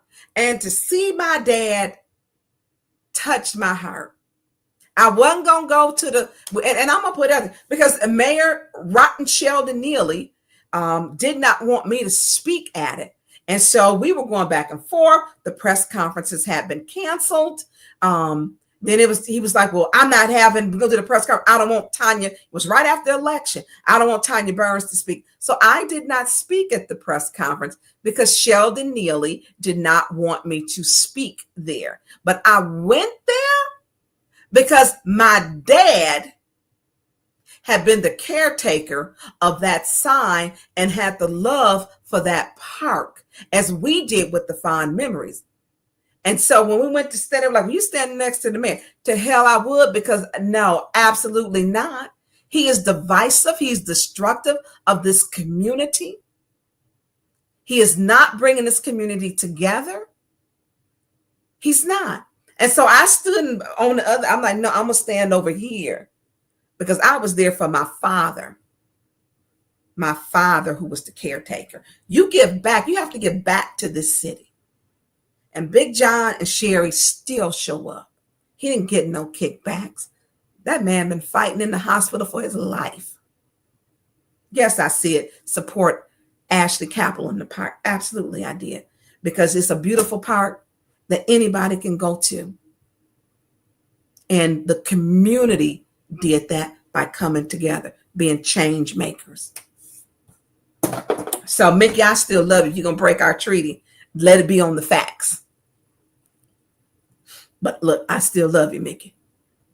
So we're going to go look. If you can donate to $ cash, because I like to put the history to show everybody. And it takes time to go through everything with Jonathan and go through things to show you where the industrial age, where it used to be. Can you put the industrial picture back up, y'all? And then put up your John Eaton, your Cash App. That is just the other one, with the old one. Y'all, I mean, do y'all know how things have changed? Be a part, be the change we need. I got a t-shirt that say that. I got to find that one. Be the change we need. I mean, they were every Big John and Sherry and bringing in the people in the neighborhood. And they had come to council meetings numerous times. People who used to live in the community. Because this is what it was. It was an industrial pumping. They used to make tanks in there for the war. They made tanks in the plant. So be a part of the change. And if you ain't be a part of the change and helping, don't open your mouth. I mean that. Because it ain't either. Them people was so emotional.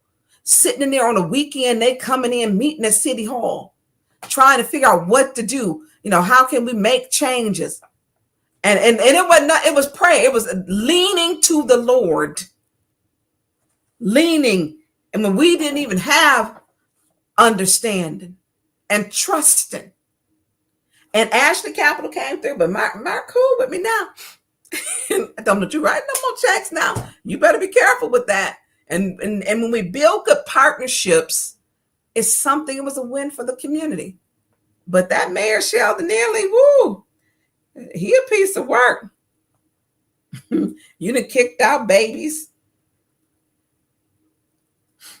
You done threw folks out. He just don't care. Seniors out and evicted them. So listen, we're not that anymore. We got a portion. Oak Park, it's still got a place where they can go. And it's beautiful. And he spent over $500,000 because he had to change drainage. And people say, well, I don't see that in it. Listen, it had to be dug up. And I was meeting him there, you know, going through progress. And he was like, well, what did we put right here? So there was input. He allowed the community to have input, and brothers and sisters, even through the cold months, you know, earlier this year, you know, going there. So no, let's put this there. We want to put the sign. We want to put the tether ball, because it used to be a tether ball that was there. And then they put a new one that was up there. What do you want to put here, there? And how do you want the sign to look? And so there was input into it, to how you want it to look and to make sure it functioned in a way that would work. So if you want to make things, you want things to change, some things can change. 4 of the city council members listened. 4 listened. And they supported that. And it was beautiful. Tickle me that some of the ones that even supported, and Judy did not support it. She was willing. We got 5 votes, but then she up there cutting the ribbon. Woo, woo, woo. That take a lot of nerve. So listen, if you can please kindly donate to Cash App $ J Eaton Media, J Eaton Media, because it takes time for us to go through this, and I like to make my stuff be factual. So as we go on, and we've covered, let's go through some more gentrification. Let's do the land bank gatehouse, which they're nice modular homes. Let's do the news one of that one. If you can donate to kindly, please, J Eaton Media. If you can kindly donate to that, and that is Jonathan. Jonathan is handling everything, and it takes a lot of time to put all this together. And there's a ton of research, a ton, literally. I feel like I'm taking a history class sometimes. So listen, and look, and if you on here, I appreciate y'all dropping hers. I want people to know too that Kiki goes to court all Tuesday. I think Sheena just sent me a thing. She goes to court Tuesday at 8:30. I think they'll put a thing out tomorrow. Councilman said, we knocked on doors and got now Councilwoman Tiffany Demery in our 4th Ward Council seat. We knocked on doors, got that far right extremist out of our seat. Mafia record. You gotta do the work. You gotta do the work. You gotta knock them doors. And it's funny because David Peachy come up there and be like, how does she get this? I knocked them doors. And when I knocked them doors, when I tripped over sidewalks, guess what I did? I wrote them and I put them in my phone in the notes section. That's what I did. I kept track. If I'm tripping over, somebody else might be. So that's right. You got to do the work. You got to do the work. When people come, Big John did not take anything. They wouldn't. And as you see how that building is positioned, they would not have. They needed part of that for the parking lot. And so you worked it out. They were happy. The brothers and sisters of Flint, Ashley Capital, because it was going to be a hot pavement parking lot. And I appreciate the partnership. And I did not do business over any food, not even my cup of coffee. I bought myself. So listen, like Eric May said, we knocked on those doors. He was right. You got to talk to the people. Go to their house. You got to do that. Now I will eat food at some people's house. Now if your house clean, I'm knocking. I will, and I have. But those are the residents. But business, I don't do it. I don't do it. So if you can put up the next one, which would be the gatehouse. So the gatehouse, we talk about gentrification in our neighborhoods. So if you look and see, you will see those. Charcoal gray would be the color, and they're right there on 5th Avenue, right across from the parking lot, right behind La Familia Taco House, and they're there. And it's like a walk to work. So I believe they're really targeting like Hurley or in that medical area to buy those, to move in. Faith without work is death. Say it again, Drew. That part. And so they, with the gatehouses, they kind of came in. I remember them blocking off the streets. And when they blocked the streets off, they blocked the street off and put the modulars. And modular homes, a lot of them are, people talk about how great the Amish build them, and some of the manufactured homes, because it's built in a controlled environment. And so a lot of people, they use them in communities.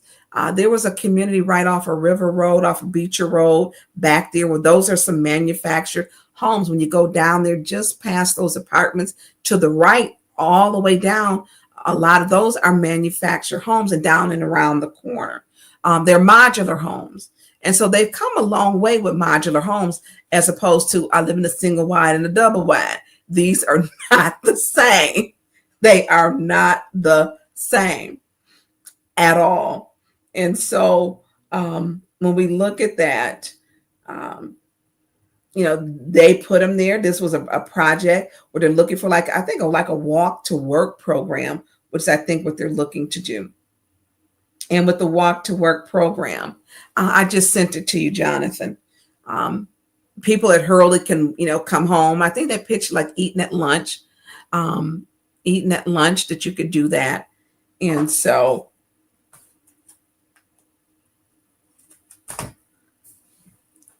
the news. Oh, we're good.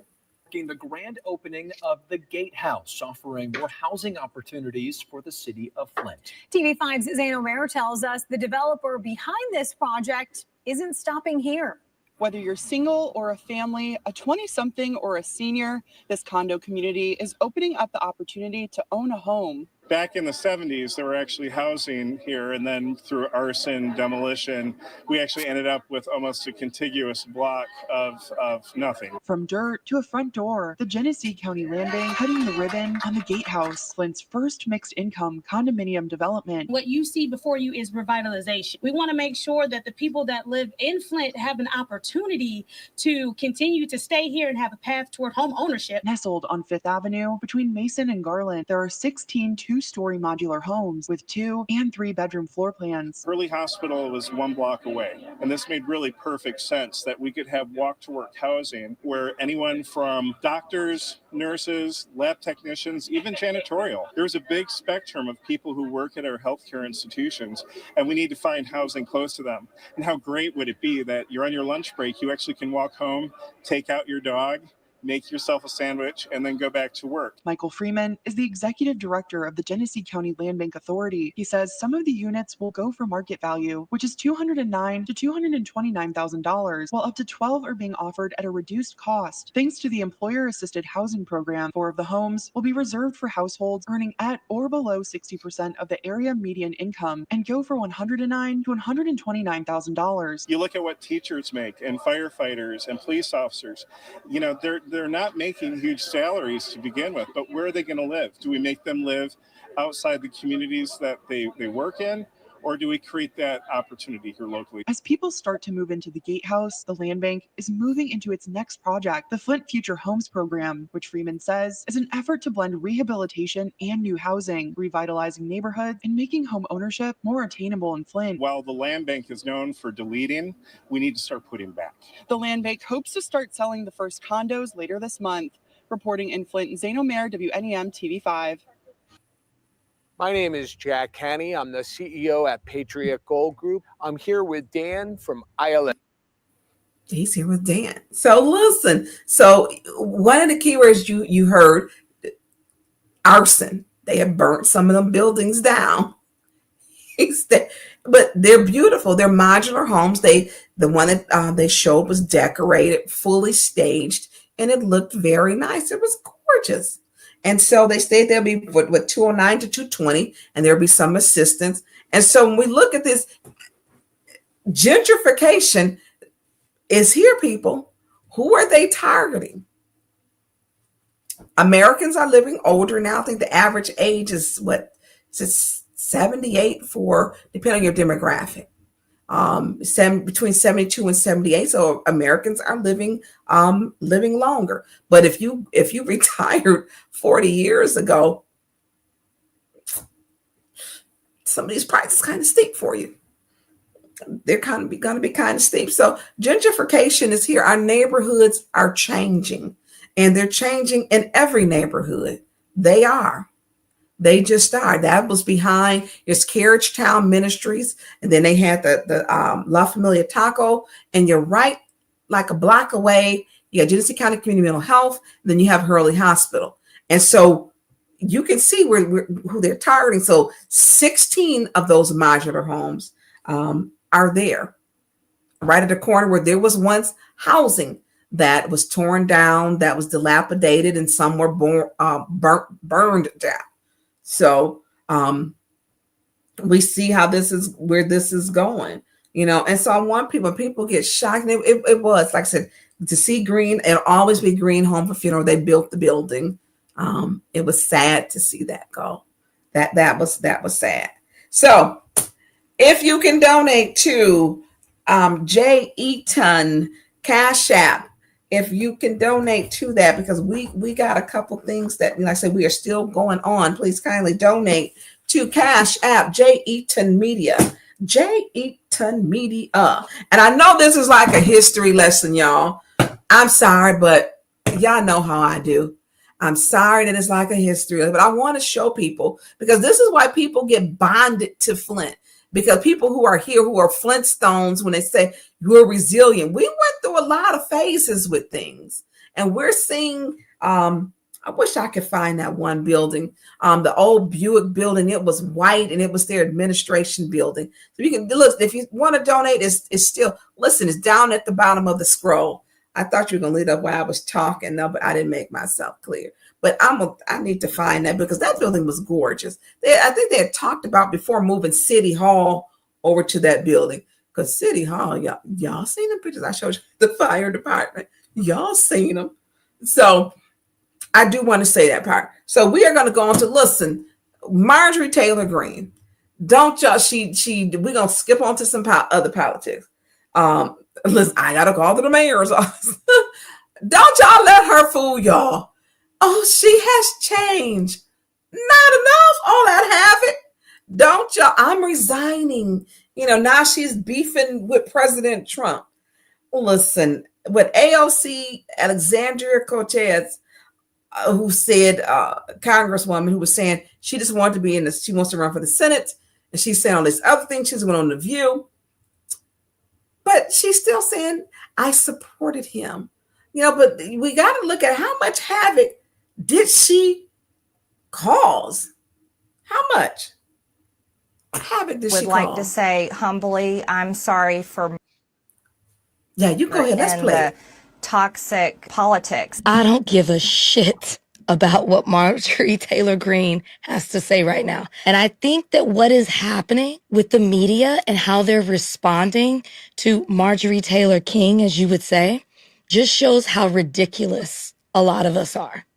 If you can't see what she's doing and why she's doing it, I didn't even need AOC to come out and tell us that Trump had denied her of being able to run for Senate.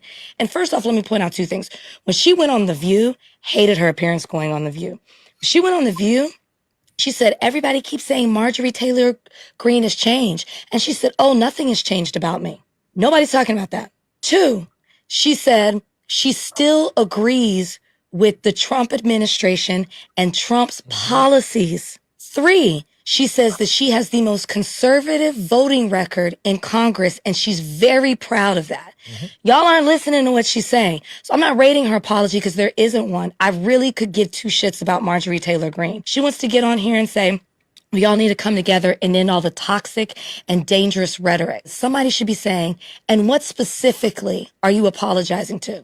Have you apologized for being an election denier? Have you apologized for all that came with that and the people that were impacted with that and the lives? Are you apologizing for wanting to pardon them? Are you apologizing for going to America First Political Action Conference where you shook hands and grinned and on stage with Nick Fuentes? Are you apologizing for aligning yourself with a person who believes such hateful things, which we've talked about on this podcast? No, you've yet to do any of those things. And when she was pressed by it, she said, oh my God, I was unaware. Well, what did Nick Fuentes come back out and say to Tucker Carlson? She knew exactly who I was. She knew exactly what it is she's doing. I need Marjorie Taylor Greene to specifically address the things that she's calling toxic. And if you truly are against ending all the toxic and dangerous rhetoric, how can you continue to say that you support Donald Trump when Donald Trump literally, when asked about how he feels the fact that you are being threatened with hoax pizzas and pipe bomb threats and all of these things and your life being endangered, he said nobody cares about her. He called you Marjorie Taylor Greene and said nobody cares about her, yet you still want to align yourself with someone who continues to spew out dangerous and toxic rhetoric, and you support his policies and his administration, but you want to apologize for it at the same time. Make it make sense. What makes sense is that she is not a changed person. She is exactly who we thought she was. She just believes in health care. It should be affordable.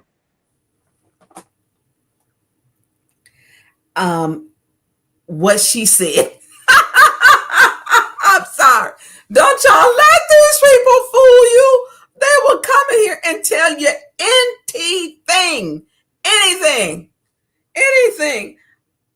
Listen, thank you, Hanif. I appreciate you. Look, she just sent me that bit. Don't y'all believe what these people be saying?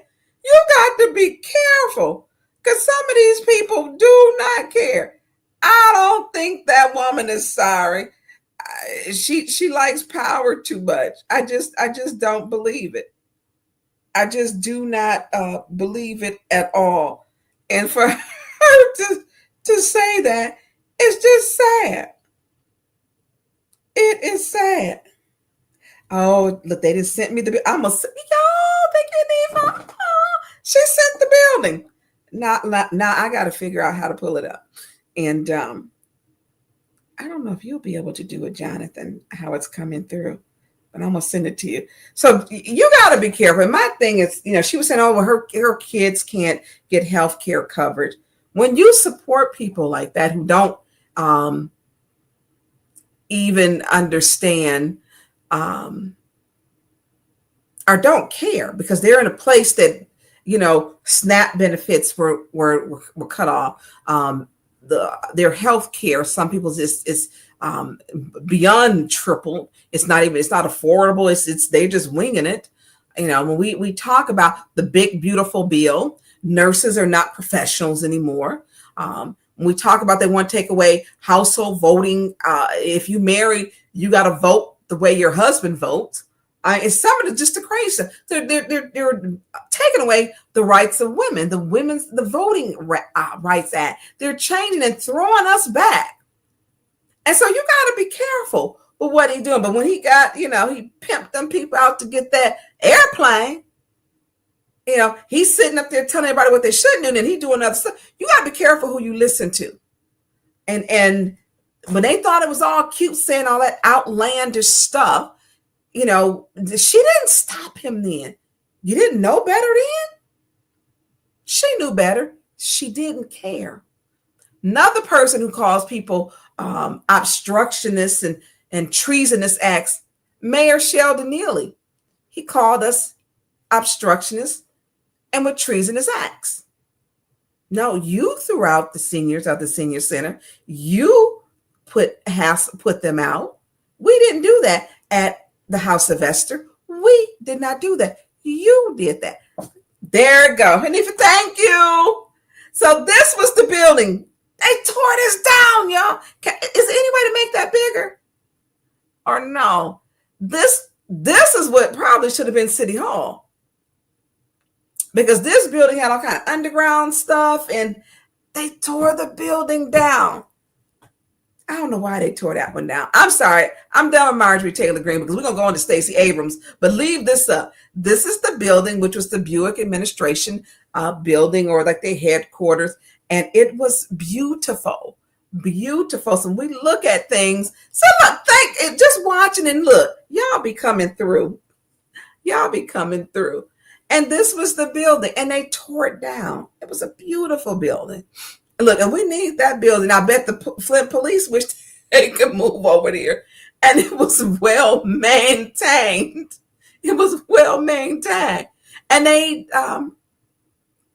took that building down. They demoed it. They demoed that building. And so that would have been a nice building because that police station at City Hall, it's got some it's been some mold, pipes breaking, some of everything. That was a nice building and probably could have held this, as big as it was. You could have did City Hall and the police station in there. But anyways, that's the era gone by and when they were building real buildings then because they had General Motors money. They wasn't sparing no cost there. Not at all. Not at all. So thank you for sharing that. So people we're going to get back to the world politics and we need to pay attention to it.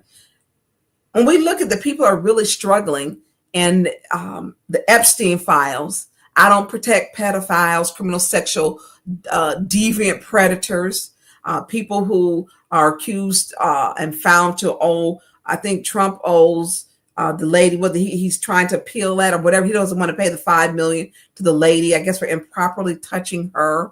And so when we look at, he's got 34 felonies, not a problem with that. Now, any other race could not have had 34 felonies, all the baggage, and became president. Just couldn't have happened. Could not have happened.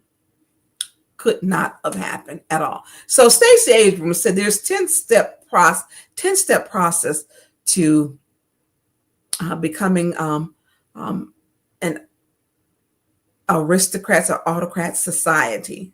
I'm about to mess that up, y'all. But look, let's play the Stacey Abrams. Is it autocracy? Autocracy? Anyways, I'm about to mess that up. So let's play her. Thank you. Happens in every nation that has become an autocracy, having been a democracy. Start with winning an election, usually the last one you're going to get to have for real. Number two, you have an expansion of executive power. The president decides he wants more than he's supposed to have. Three, you start to make the Congress complicit. So you weaken them and you neutralize or neuter the judiciary. Like, oh, I don't know, the Supreme Court giving you unfettered power and saying we don't have the ability to stop things. Then you move on to firing all of the people who know how to make government work. So you gut the civil service. And you do that because you want to break democracy so people forget the stuff that used to get done. So you can't get your Social Security check. So the CDC doesn't know what diseases are anymore. Then you put in place these loyalists, people who are only responsive to you. You put them in charge of the FBI so they go after your enemies. You put them in charge of the Department of Justice, the Department of Defense, so they can signal to their friends and tell them all about the evil plans that you have. Then you make certain that you break how we communicate. So you criticize the media, you create your own echo chamber of propaganda, you call it truth even though you know you're lying. Then at step 7, you have to blame someone. You have to blame people for the broken government, for the broken promises. So you go after DEI. You go after the vulnerable, the dispossessed, you go after any community that doesn't look like what you think power should be. While you're doing that, you make certain that you, in step 8, you eliminate anybody who could help them. So you sue law firms that do pro bono cases. You go after philanthropies and accuse them of giving money to the wrong people. You go after colleges and universities that can teach people possibly what else they should know. You get to step 9 and you start to encourage and incentivize private violence. You send the US Marines into spaces they should not be. You send the National Guard in. You kidnap people off of the streets and pretend that's normal, because that's how you quiet dissent. You make everyone afraid that if they don't do what you want, they might be next. Once you've done those 9 steps, steps 10 is easy. That's when you decide there won't be new elections, because everyone's either afraid, poor, broken, or complicit. I hope y'all heard that, because that is the truth. That is the truth. She laid it out. Stacey Abrams running for governor of Georgia. She's an attorney and a very smart lady. Very smart. She was able to, with her program, I believe, register over 800,000 people where they have been gerrymandering in Georgia. And she did the work. She didn't just talk about it being a problem. She went to work. She went to work. The CDC, Department of Education, they've taken away the professionals. All of the fields that are dominated by women are not considered to be professionals anymore. Counselors, nursing, is mostly all dominated. And we see what they do, because women, to become bread on, earners in their home, this male superiority is a problem. So you got to pay attention, and people, talk to your kids and your nieces, because this is affecting their lives. They're rolling back everything. It's like somebody got in the car, stuck it in reverse, and that's the only where you can go is backwards, and we're going backwards. But if you don't go backwards without a fight, without talking. Don't do that. People and nurses are professionals. Teachers, it's not professional. It just does not stop. It just does not stop. I want to see who was on the Epstein. By the time we get them Epstein files, them files gonna be this color. Everything is gonna be redacted. Guarantee. We can't show you this because it's gonna be redacted. The whole paper gonna look like this. I'm telling y'all, it's gonna be redacted so bad because they gonna cover themselves. She just gave you the 10-step program. Google it. I'm going to put it on my page. Talk about it, share, listen to it. Things like that you need to listen to more than one time, more than two, more than three. So it can kind of sink in to, the first step, the second, third, fourth, fifth, ICE. They showing you, if we don't like you, we're going to deport you. They pull everybody, if you look like in the one of the brown people that they want to get rid of, then, they're going to ask you for your ID. They're wearing masks. You can't. And going into these neighborhoods, scaring people, fear tactics, propaganda, putting the National Guards in cities and threatening people who live in the cities with the National Guard. Come on now. So now is not the time to cut the TV off. Now is not the time to not look at the news. Now is the time you need to look at the news, read it, read more than one source, and then talk about it with your kids, your grandparents, your neighbors, your friends. Talk about it. Talk about it. You need to do that. We are a better society because we're all different. And when they invoke fear, then that's what they want you to feel. But that didn't work. We're going to slide on over to, didn't work when it went to Dearborn. It did not work. JB, I said, remember when the government says if you have nothing to hide, how hypocritical the federal government. I'm telling y'all, when the files come, they're going to be the color of this file. The whole paper going to be black ink. So it's going to be, I just can't see them allowing that to come out, to destroy what they have built up, which is fear in this community. So when they went to Dearborn, Dearborn is known as the largest Muslim community in the U.S. Dearborn is a very tight-knit community. You have a lot of people here who work in our community but live in Dearborn. They do. I had a lot of my clients lived in Dearborn, and I still have good relationships with them. And so, and they have businesses all over Michigan, actually. And so, y'all asking questions. If you want, JP6, you're pushing this, aren't you? If you want the mayor election, what would you do? Hypothetically, we may get into that later. Whoever wins the mayor, what they should do, okay? Because I know the condition that Flint is in. Is you got to bring the city together, number one. Two, you got to have a real economic plan. How are you going to revitalize? How do you bring the people together? But I don't want to get into that. And number one, you have to have a comprehensive public safety plan, because people only want to come and live where you feel safe. When you live in a country, you hear, the bugs and the frogs at nighttime chirping. You hear the leaves when the wind blows. You may hear the people down the street because the sound is traveling if they closing their garage door, car door. But in Flint, it is the sound that is normalized. The urban sound is gunshots, speeding cars. We listen to the signs or the sounds of the ambulance and police when it or the whoosh whoosh when they're going at fast speeds to a scene. It's not the same quiet enjoyment in Flint as in Grand Blanc, Flushing, Fenton, Burton, or any of our surrounding cities. And so when we talk about what has been normalized here, you want to make normal, whoever the mayor is, needs to make sure that people feel safe. 10 children were shot. 6 were killed in 2024. You make sure that you have you recognize there's a gun violence epidemic and that you're going to solve it. You got to work with the schools and with the families. You have to.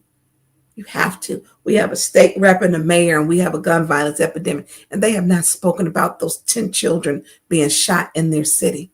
They have not said one iota. You got to work with the schools to improve better education. But there's some other things. I'm not going to get into that.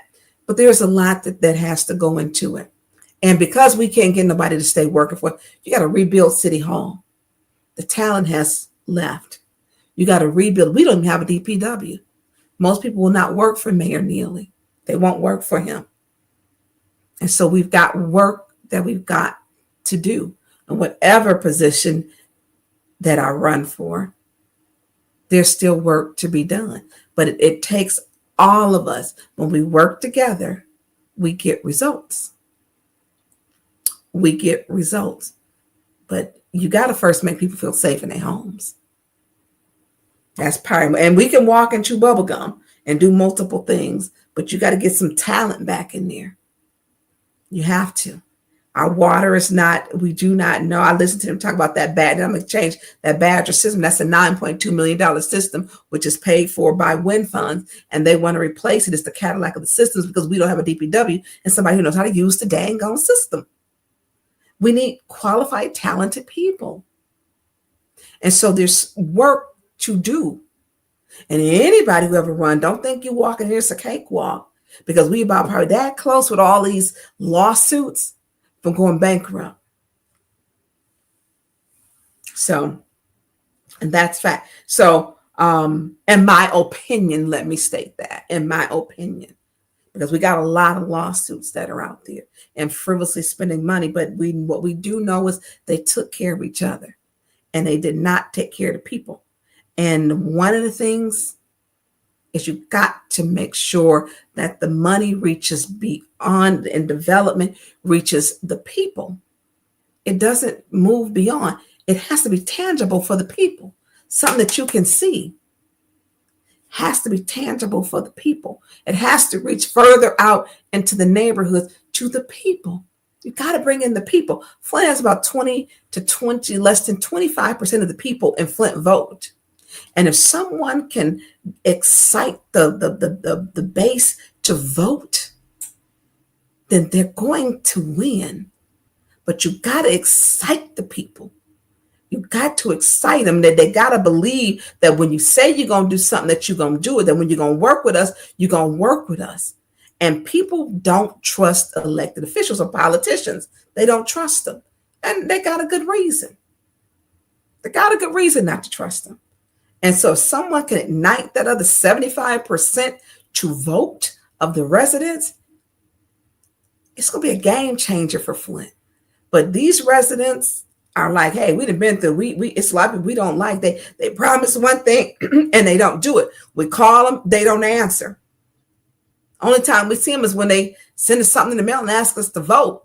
But I had a problem. My son had a flat tire. I had a call this weekend for someone who went to jail, and that is not my job, but you do it. I had a call about a shooting, 2 shootings. Both of them was not in my neighborhood, but you answer your phone because people are tired of feeling hopeless. These things we got to do, build up that police department. And I don't know why the fire department is not investigating arson. I do not understand that. Okay, so listen, if you can donate to whoever runs, those are important things that they need to be doing. So listen, if you can donate to Cash App, J Eaton, Cash App, $. Y'all done threw me off a little bit. It threw me off.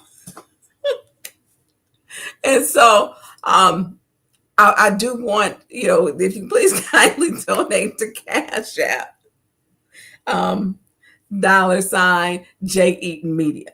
I'm so very serious for that. And people, whoever you vote for, if they're not talking about what's really going on, don't waste your vote. Tell your granny, tell your mom, tell your papa, tell whoever is registered to vote or going to be registered to vote and can't vote. If they're not talking about the things that affect your lives, your home repairs, we had 20 million, Eric Councilman Mays put 20 million on the floor. And keep that up while I'm talking. He put 20 million on the floor for home repair. They didn't vote. They voted it down. I put 16. Then I put 10. Then I put 5. They voted it all down. And now all of a sudden, they want to take marijuana money to do home repair. You had 94.7 million. Where is it? Where is it? We become a better society when we work together, when we impact other people's lives in all neighborhoods, when we work together. Just like that, they voted down St. Mark because Liddell didn't like it. Candace, Judy, Leon, no, was he absent then? No, he voted no too. They voted because they was sticking with Liddell. I don't have them, keep that up. I don't have them kind of politics. If it's good, I'm going to vote for it. If it's not, I'm not. I'm going to own it. I told everybody before I was going to vote for the market. I'm voting for it because I'm going to let all of you know first. I did what I said I was going to do. Wasn't no surprises. I told y'all 2 different shows before. Why? The forensic audit. Why? Because also it's new development. I'm going to support it. My vote went to support it. I do what my ward wants me to do and what I feel should be done. I didn't vote for 300. I told everybody I was voting for 150,000 and I voted for it. I gave my yes vote for them. I want them to succeed, and they're going to have a tough time with SNAP benefits and different things. I want them to succeed. I don't care and people are like, well, we don't like the Dr. Flynn. Has nothing to do with whether I like him or not. It is the community. I don't do business with people with food. It's not, I don't have to like you to do business. And I learned that by doing business. So a lot of people didn't like me. One, because I was a Black woman in a white male dominated industry, in an alarm industry. I was the first Black woman to own an ADT dealership in the US. They didn't like me. They wanted to know why was I in this business, in a white man's business, making money, and knew what I was doing. And so for me, it's the business. Now, I did make a lot of great friends, and, I would irritate them by on the golf course with my pink golf clubs and hated golfing. But I knew that if I wasn't on the golf course, I wasn't making the deals that they were making with each other. And I knew that. And so I would be on the golf course and they would be mad and my golf clubs are pink. And they'd be like, you know what, Tanya, look, just what do you want? Okay, well, you got your secretary here that your wife don't know that's here. And I need her to send that in. And I'll make sure I'll call my Madison Heights office to make sure that it's done. Because I don't want to be out here anyways, okay? But we're going to go ahead and it's not no promise. Let's do that now, okay? And then I would get on off of the golf course. Because they didn't want me on the golf course anyways. And I didn't want to be there. I'm not a golfer. I'm good at driving the cart and ordering cocktails. That was about it. But I managed. I knew how to get my niche in to get what I needed out of business. And they respected me because I came to do business. It was business. Let's get the business done. And that is how we have to run Flint. And we have to involve the people. You have to. You have to ask the people what they want. You have to. So look, donate to Jay Eaton, $ Cash App, because without this, y'all done threw me. I don't put no more questions that right now. Tanya Burns is still worrying about getting them shoes out of her living room. In the house they say I do not live in. Oh, and my nails are not finally manicured. I ain't had time to get my nails done. I don't like soaking in acetone, so I popped them off. I've been busy, so I haven't even had time to get my nails done. They're perfectly manicured. Now, my friends will tell you she don't go to the grocery store till she out of water because I be busy. She don't go to get her nails done, and this how because I get the ombre. Y'all just can't tell. I be in there doing my nails. They be like, "You so busy? Don't wait so long. Time you let your nails look so bad." I don't have, and it's not my priority. It was not. I want better for this community. And we can be better, but we got to have leadership that gives a damn about all of us, from babies to seniors. And I just have not seen that. And I've been very honest with you. I got fired, threatened to be fired every day when I worked for Mayor Sheldon Neely, because he was not the person I thought he was when he got elected. And I wasn't running for doodly squaw, nothing then. Nothing. And I took that every day. And I wear that as a badge of honor, because you know why? He did not do what he said. So he has separated this community. He has divided this community. We can't even get the pastors, majority of them. They don't show up. We got churches getting firebombed and the mayor. The fire chief didn't call, the mayor called, didn't call back. They ain't offered nothing, special. You roll the camera. How many black churches been bombed in Michigan? Oh, wait. How many? All this going on in our community. And when he rolling out ambulances and things, well, your fire department is overworked. They do 24 on, 24 off, 24 on, I think 10 days off or however they do. They totally work 10 days. But when they own that ambulance, they're tiring themselves out. The police department tired of sitting in offices where they got to call me and meet with me because it's asbestos, rust, things running down, mold, mildew. Okay, I'm done with it. We're gonna go on. Y'all, please donate to Jonathan at Cash App $J Eaton Media. So we're gonna go on to the next thing. Because we're gonna stop. Don't elect no. If your person you elected ain't did nothing, do not vote them back in. Do not. Are any of us perfect? Absolutely not. We gonna make mistakes. Do I call back everybody? I'm quite sure I ain't called back everybody, but I try to. I care. And when we are separating the council, the ethical and unethical, that is not a good split. It's a good one for me because I'm glad I'm on this side. But the other side, who votes on their own nonprofits, and when Winston say he got the paperwork, I seen them pictures with the photos. Those homes are not in the first ward. So first ward, I'm telling you. So I done got thrown off just a little bit. So we're gonna go on and on. Listen. Look, hit that like sign. If y'all still in here, hit the heart, hit the like. I appreciate y'all hanging in here with me. So we're gonna go on to this short with 810 Flint, Dearborn. I don't think this was a good idea to go down there. We thought they was gonna do Sharia law. I don't believe that people. I don't like ethnic intimidation. I don't like people feeling intimidated. This was handled so poorly, so embarrassing that it's shameful. Shameful.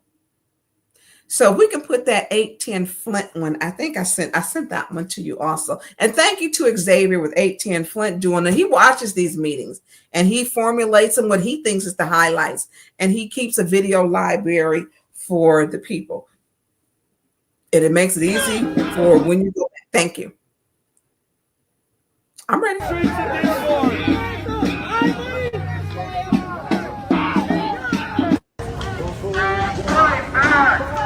Jesus Christ is King of Dearborn, Michigan. Jesus Christ is King of Dearborn, Michigan.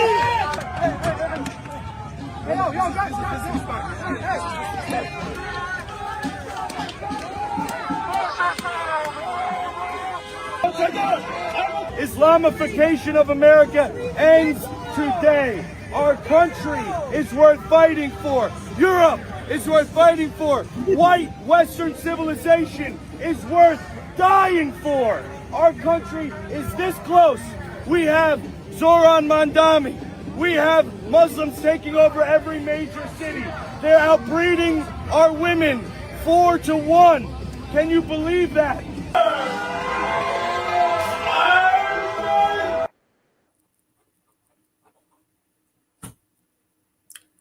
Breeding our women. He was also hitting the Quran with a pound of bacon. But I'm gonna tell you this: them Dearborn, Middle East, they were fighting back. Don't y'all come down there? They was knuck if you buck. We gonna hop out our truck. They were not having it. Katie Saber said, what the hell do they think they accomplished? It's so much video out there on that. Katie, that part. When he went and spoke, I watched the city council. I watched the Dearborn City Council meeting. I watched several of the footages. And they had one black guy, which clearly that wasn't his tribe. You are in the brown people. You are melanated. they don't like you. Look, somebody tap him on the shoulder. They don't like you either. So I don't know. I don't know. I don't know.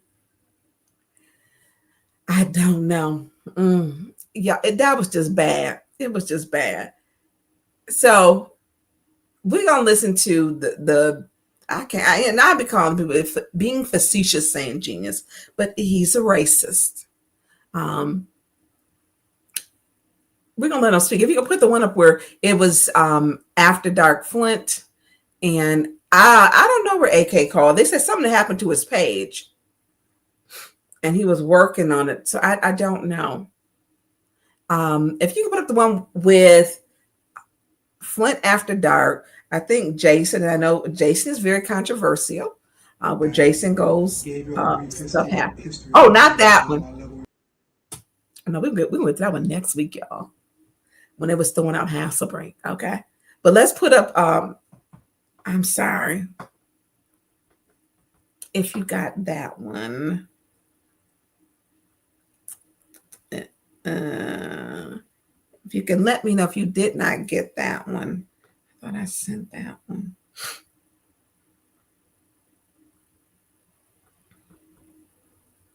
It's Flint after dark. Because he literally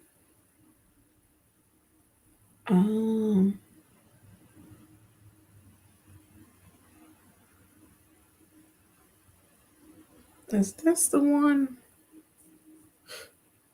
No. Maybe I did not send that one. Let me go back and find. So listen, y'all. I appreciate put in the chat the Most High. Let me see, because I know I got it.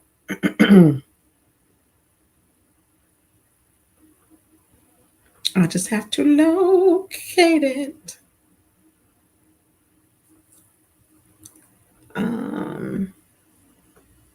Because it was terrible.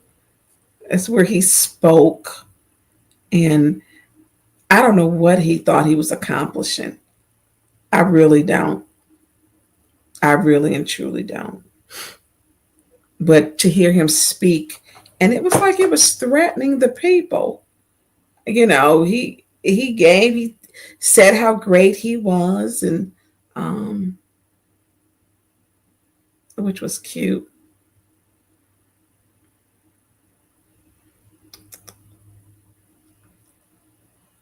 You know, a lot of this take a lot of time to go through. Is it YouTube? No, that ain't it. I think my allergies are bothering me.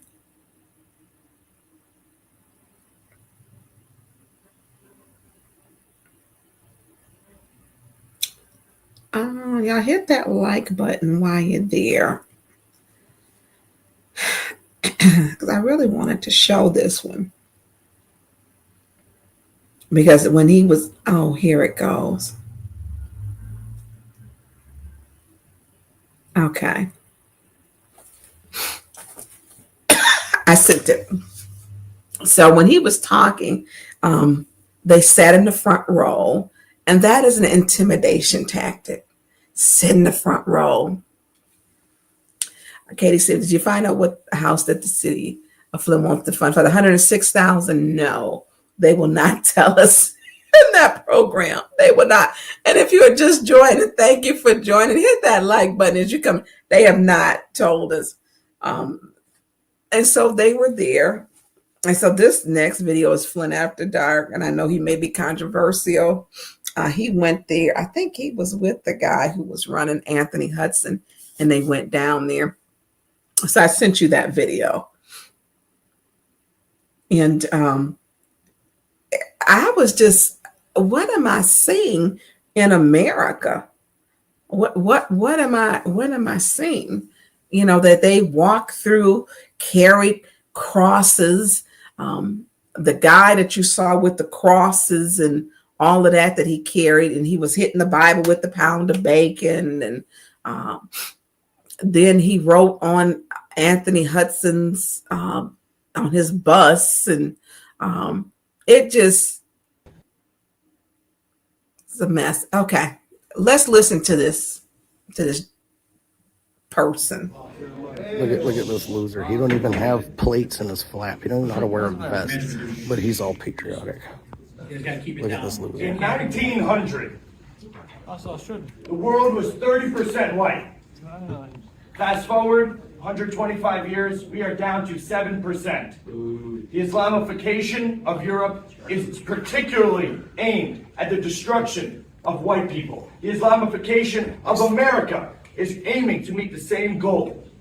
Our people, white Christian, European, Western civilization, we built the arts.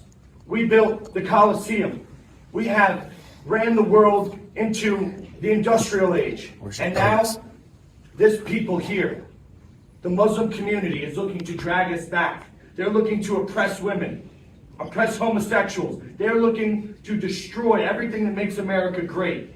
President Trump, send ICE into Dearborn. These people have overstayed their visas. They're H-1B chain migration invaders, and they have come to this country to destroy our way of life. We know exactly your laws in your book about lying to our faces, pretending to be Americans, wearing your suits. But that doesn't happen anywhere else where you guys are in charge. There are 53 Muslim majority countries, and in all of them, it is tyranny, destruction, it is shithole living. We have to call it what it is. You guys don't live like we do. We don't want you in our country. We will come and eat your shawarma in Somalia, okay? We don't need it here in Michigan. We don't need it in any part of America. We have a right to self-determination. Our founding fathers fought and died for our posterity, for white Americans. Amen. And we're being driven out. You come here and you marry 4 or 5 women and you outbreed us. You change the laws. You make all of our country look like the places that you fled from. We don't want you here. Respectfully, get the fuck out of my country. I don't want you here. I don't want you here. I don't want you here. I don't want you here. This is our country. And the people, the veterans, the World War II veterans, that's blood has soaked for our constitutional republic, are taking a look around Europe. They're taking a look around America, and they're saying, what the hell did we fight for?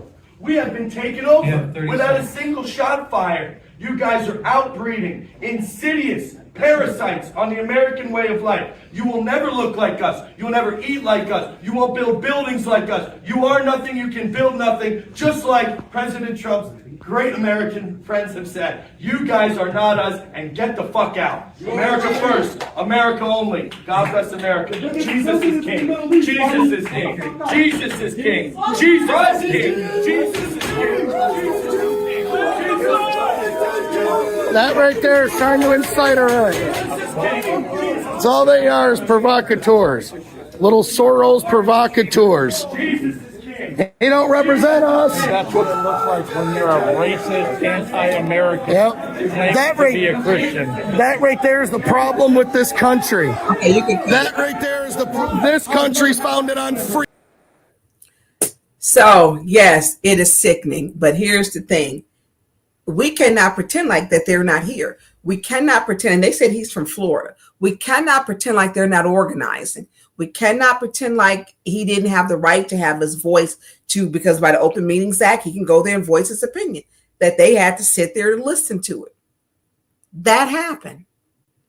And so when we look at racist people who come to our community, that's when I believe that there are more good people than bad people. He went there to intimidate. Some of those videos are horrible. But as you see in that one, somebody clocked them and they were running up off the trucks and jumping on them and saying, you're not coming here. I mean, they were not afraid. Not afraid at all. And what he was doing in there was inciting a riot. He should have been arrested. All the hate speech that he was given, he should have been arrested. Should have been. And so when we look at, he talks about, we built the Colosseum. No, you didn't. I think it was the Jewish slaves did that. No, you didn't. And then we look at let's talk about who built America. Who built the White House? The slaves. And let's talk about, can you pull up, what are buildings that African American people or other people of other nationalities or the people who are melanated? What did they build? And we have to say in America that we have to allow space for other people, because the only people who are indigenous to this land are the Native Americans. It was not Black people, African Americans. It was not people from Europe. And if he was so proud, go over to Europe. Go.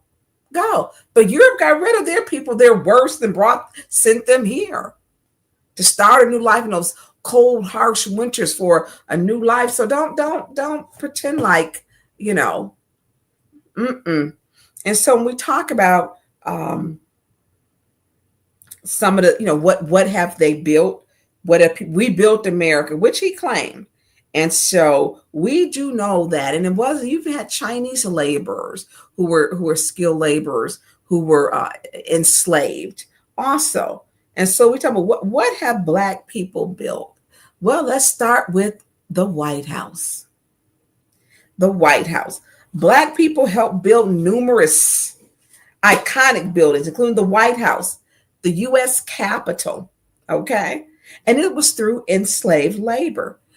Can you put up the one I sent you? Not that one. I'm sorry. It's like an old paper, and it shows it shows the labor and how there's slave masters rented out, or at least their slaves out to build. It's a document. It's an older document that it's like a yellow or like a yellow tone color.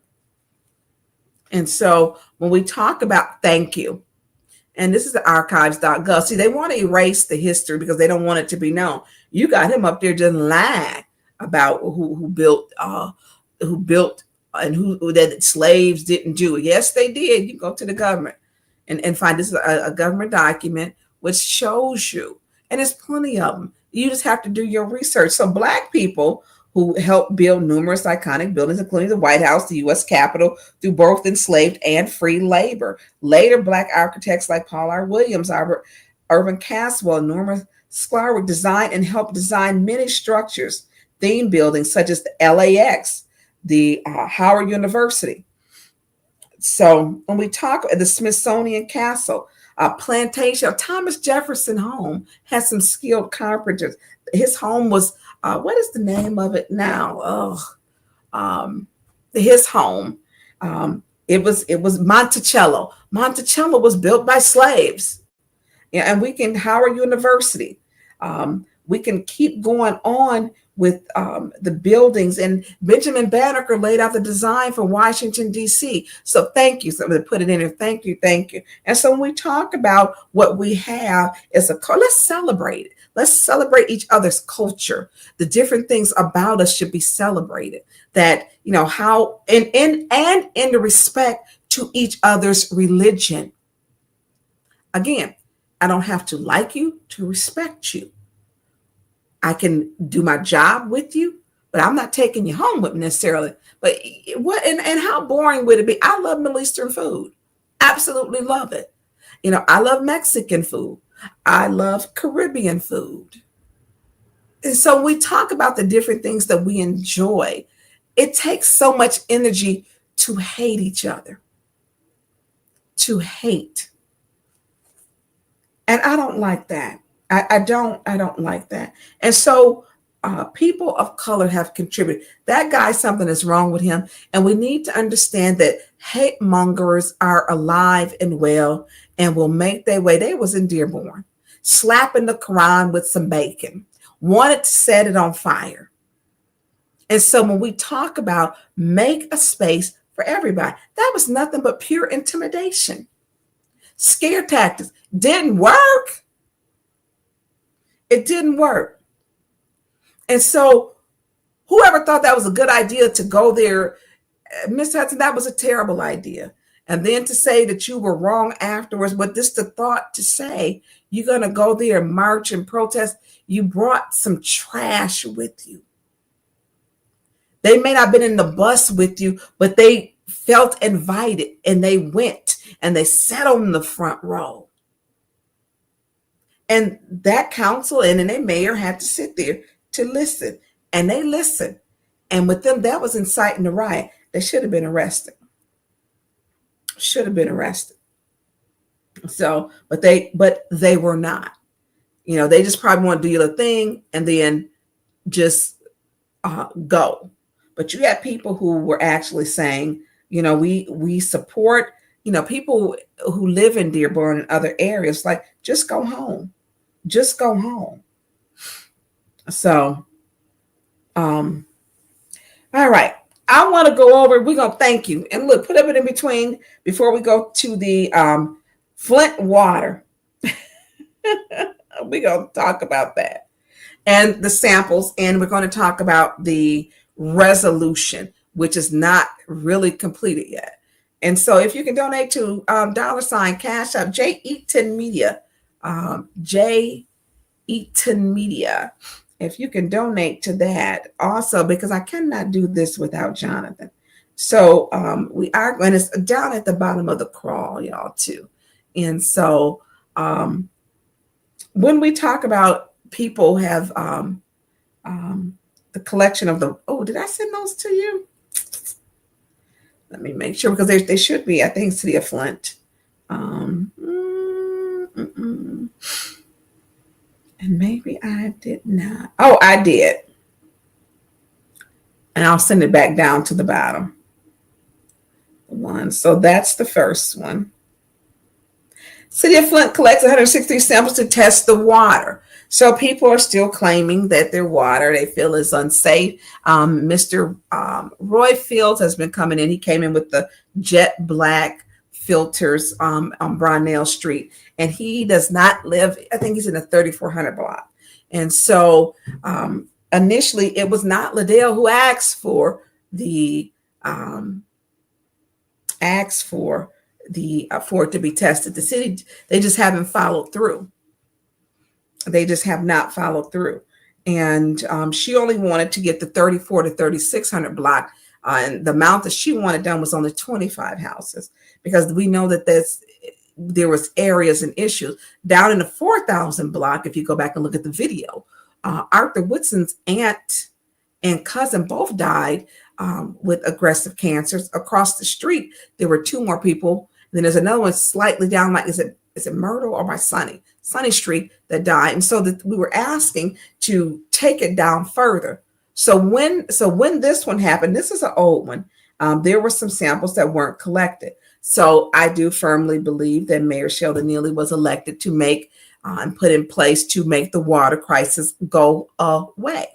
He didn't talk about the water quality. He said nothing. And people still are getting rashes, hair falling out, other complications. There was more than just lead. There was PFAS, TTHM, cyanide, other dangerous chemicals that were in there that are in the water. And so there are some issues. Flint being with an industrial area where we had, we look at the stacks, our air quality had been compromised, and then our water, bacteria has been in the water. And so it got pretty, contentious, when we were asking questions, and we were like, well, so who did the testing? And I don't think, and I'm going to be honest with y'all, and we're going to talk about this on maybe Tuesday or Wednesday. I don't think when we requested that they retested that water. I don't, because the question was like, well, Scott Dungy he said he's already got that covered. No, did he test the water? We never got a yes that he went back out. We did not get a yes.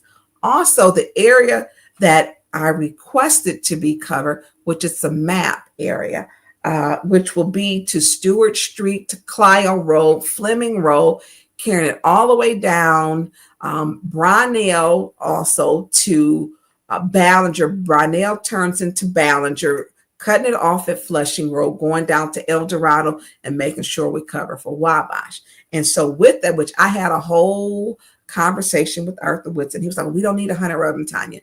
I said, he said, we know the city only does 60. I said, I know that. So the city, when they test the entire city, it's only 60 samples out of the area code that they test. And so what we're doing into this area, a lot of people don't want you in their homes. You don't need to text, if my water bad, I probably don't need we're all on the same line. And that's where we have to understand. That is where the pump station find the Northwest transmission. I believe that's what me and Art was talking about. And he was like, we really don't need 100. And we know that it is an area. And so also when we think about those who have died of cancer that's been aggressive, there have been, and why I said take it down was number one, was because I know other people. Some people who have died of cancer or who are sick now. But there are people, I have talked to them, who don't think that their water was ever poisoned. Don't think it was. They do not think it was. Okay, do we still have wind pipes? Katie, I don't know. We do not have a DPW. I do not believe that we do. They were supposed to, wooden pipes as far, Lord, that would have to be our first built houses, but like near the downtown area. And they're tearing all that down now because of gentrification. I don't know, but I will ask. But so to have the 100 samples, which means it's going to take out throughout, which is the first process in it. Getting to pay for it, which I said, take it out of the 30% out of the opioid funds. Y'all using it for everything else. Everyone's not going to do, when they test, they don't test every single home. If my water bad, it's probably my neighbor's water is bad. And I know what's going on with my water because I literally called someone who used to work from the city prior to find out. And I shared this with everyone. Just like I knew there was issues with the bacteria, I had to call this person to get help. Like, I'm like, hey, this is what's going on. He said, you need an automatic flusher. I was like, what does an automatic flusher look like? He said, I want you to go over there across the street from former Mayor Don Williamson. There's an automatic flusher that sits back up there in that yard. Take a picture of that's what you need. And we were able to get one last year, but then we're having problems in it. Marcia said there are clusters of areas where people have died from cancer, Legionnaire's disease, lead poisoning. If clusters exist, test samples in each cluster and publish it. Absolutely, they're to be published, but this should have been done. I don't know what they did. It didn't come out with Roy, Mr. Fields, because they did not go back out. We did request for an independent firm.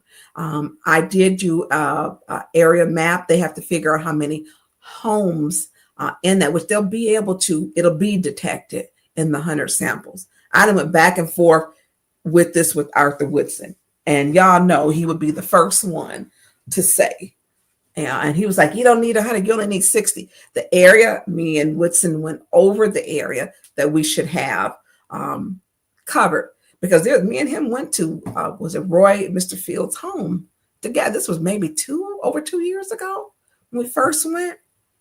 And so when we talk about that, people don't want you in their homes. Number two, anybody who wants their water tested can call to get it tested.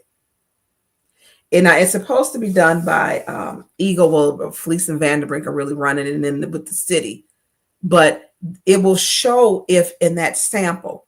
And there are some people that I'm going to that I know that I've talked to. Once we get past this, the logistics of this, which shouldn't be that hard, but it obviously is. There were, when we think about even down to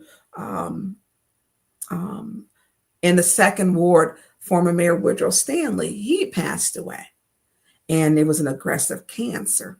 And so, and that's actually in there. My friend's aunt lived on Concord, and that's in there, and she had died of cancer. And so we look at, going, and it's all in that, and that's a big area. I can only take what people tell me.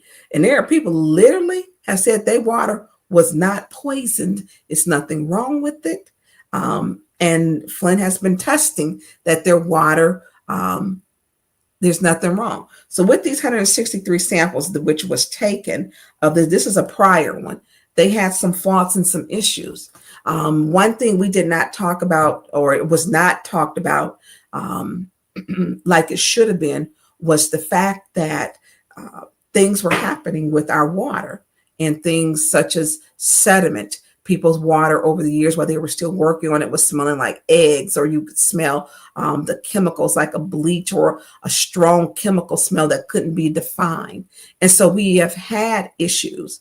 And so when we talk about the things that are happening, it has to be everyone. Now let's get it tested. Flint's water, since Mayor Sheldon Neely, or the progress of the service line replacement, since 2019 has been at 90 something percent. When he took office in 2019, it was at 91, 92%.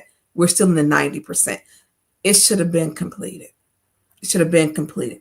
On top of that, we got infrastructure issues. When we talk about how safe do we make our water, they passed that administrative consent order.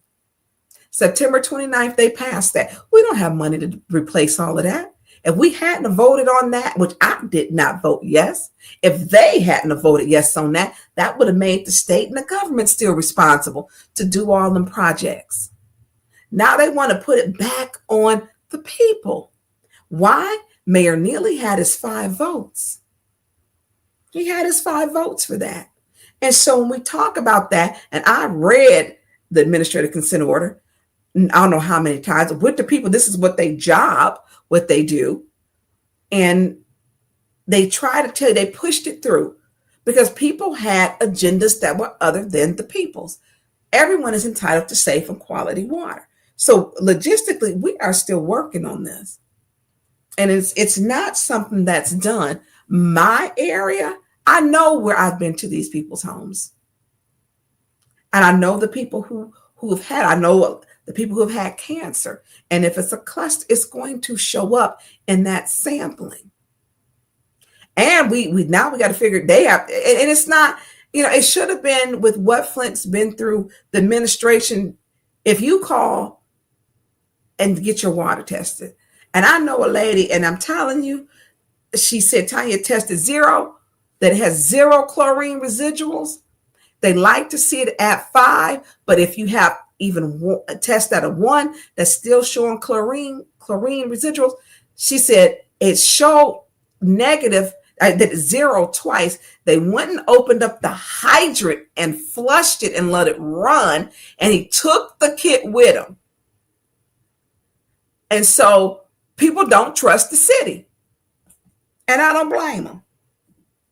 And so with the testing that's going on, one, it's going to show up in that.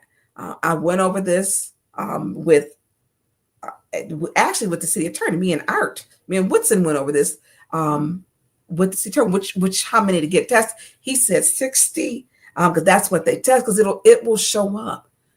Marcia, I question for most tested water. I couldn't sleep at night if I knew that the people who were elected me didn't know all the facts. Integrity is clearly absent from the administration. Yeah, well,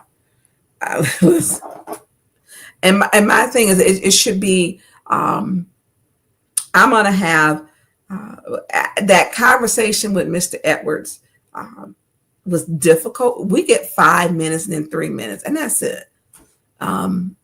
We do not get that amount of time. And so a lot of it, we talk about people, you got to believe what people say. Because I know people have called, and the water, I went over to them, the house, the water smelled bad.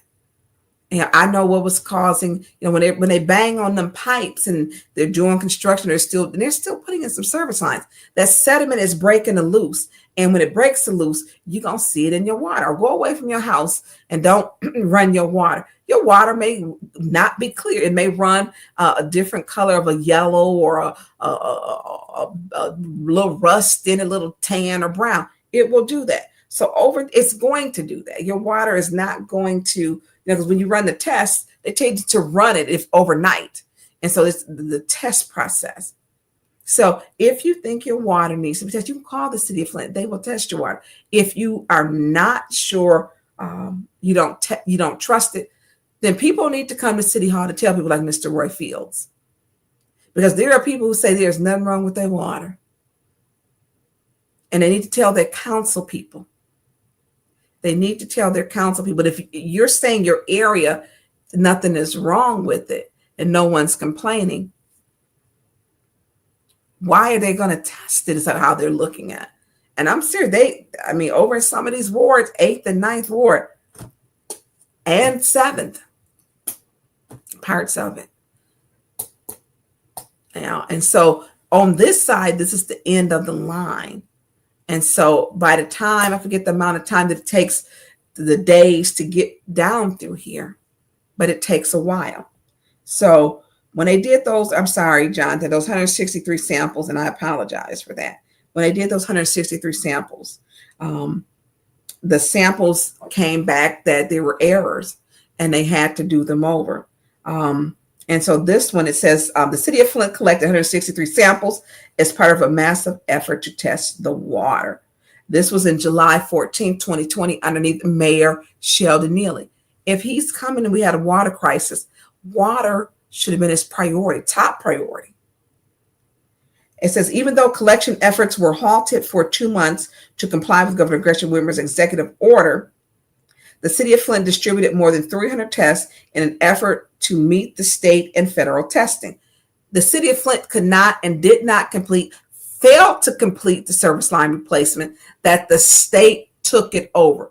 The city of Flint failed to complete the service line replacement, could not account for the money, did not know which ones were done, and therefore the state of Michigan has taken that over. This is an epic fail underneath Mayor Sheldon Neely. It is an epic fail. So of the 163 water samples collected, 44 were deemed invalid because paperwork was not properly filled out in total. The city of Flint turned in 119 to the state of Michigan to test. At least 60 of those samples must be valid to meet state and federal testing guidelines. And so this one is an old article, but repeatedly he was failing the test. He has not passed these tests like that. Now we're going to go on to another one because there are some that he did, that they have been testing. And so Michigan Lead shows, if you can put that one up, I'm going to send that one to you at the bottom. Lead show continued compliance. But here's the thing, a lot of people don't even understand how to read these. This is what the mayor should be giving press conferences on. He should be saying that, addressing the people about this, letting them know if you feel the water and maybe he don't feel it's that good, why he's not doing a press conference. But on here at the state of Michigan, this is a website. Flint lead test show, this is January 16th, 2025. Flint lead tests show continued compliance as replacement restoration efforts near completion. Haven't got them completed yet. It says the Michigan Department of Energy and EGLE announced that the latest 6-month monitoring period for lead in Flint's drinking water resulted in a 90th percentile calculation for the samples collected of 3 parts per billion. The results are below the 15 parts per billion standard and also would have been below the new 12 parts per billion standard that went into effect for sampling after January 1st. So after January 1st, it cannot be, it has to test for no more than 12 parts per billion. It was before January 25, 15 parts per billion. And so now this says since July 2016, the city of Flint's water system has tested below actions for both lead and copper during 18 consecutive months. And so one thing we got to start doing is reading it ourselves because this administration is not going to do it. We should have like a water czar to let you know. I was not for them ending the pods. It's kind of like, yep, we're cutting you off. You got to start buying your own water. It says EGLE has announced that it has verified or completed restoration of yards, roughly 1,800 properties that are left. The work was performed under a legal agreement that concerned pastors with NRDC. It says the restorations were supposed to be completed by August 1st, 2025. That has still not happened. We do not know where that is at. This administration has not followed any agreement. They have not. And so when we talk about that, but this is, you can look this stuff up, and it's Arthur Whitson talks about it all the time. And so people don't trust the water. And like I say, his aunt and cousin, and that block of Brownell. And so then, let me see, it will show you, I think we got the graph, water quality report. So there is a water quality report. And in the water quality report, it tells you and they mail them out. So the City of Flint water, this is the 2024 one though.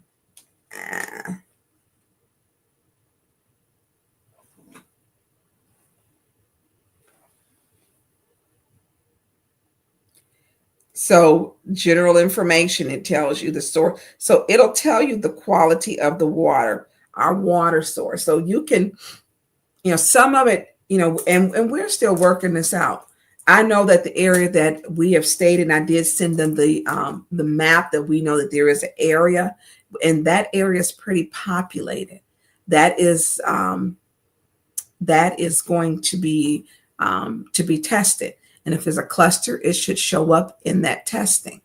The request was to have it taken out of they take everything else out the opioid.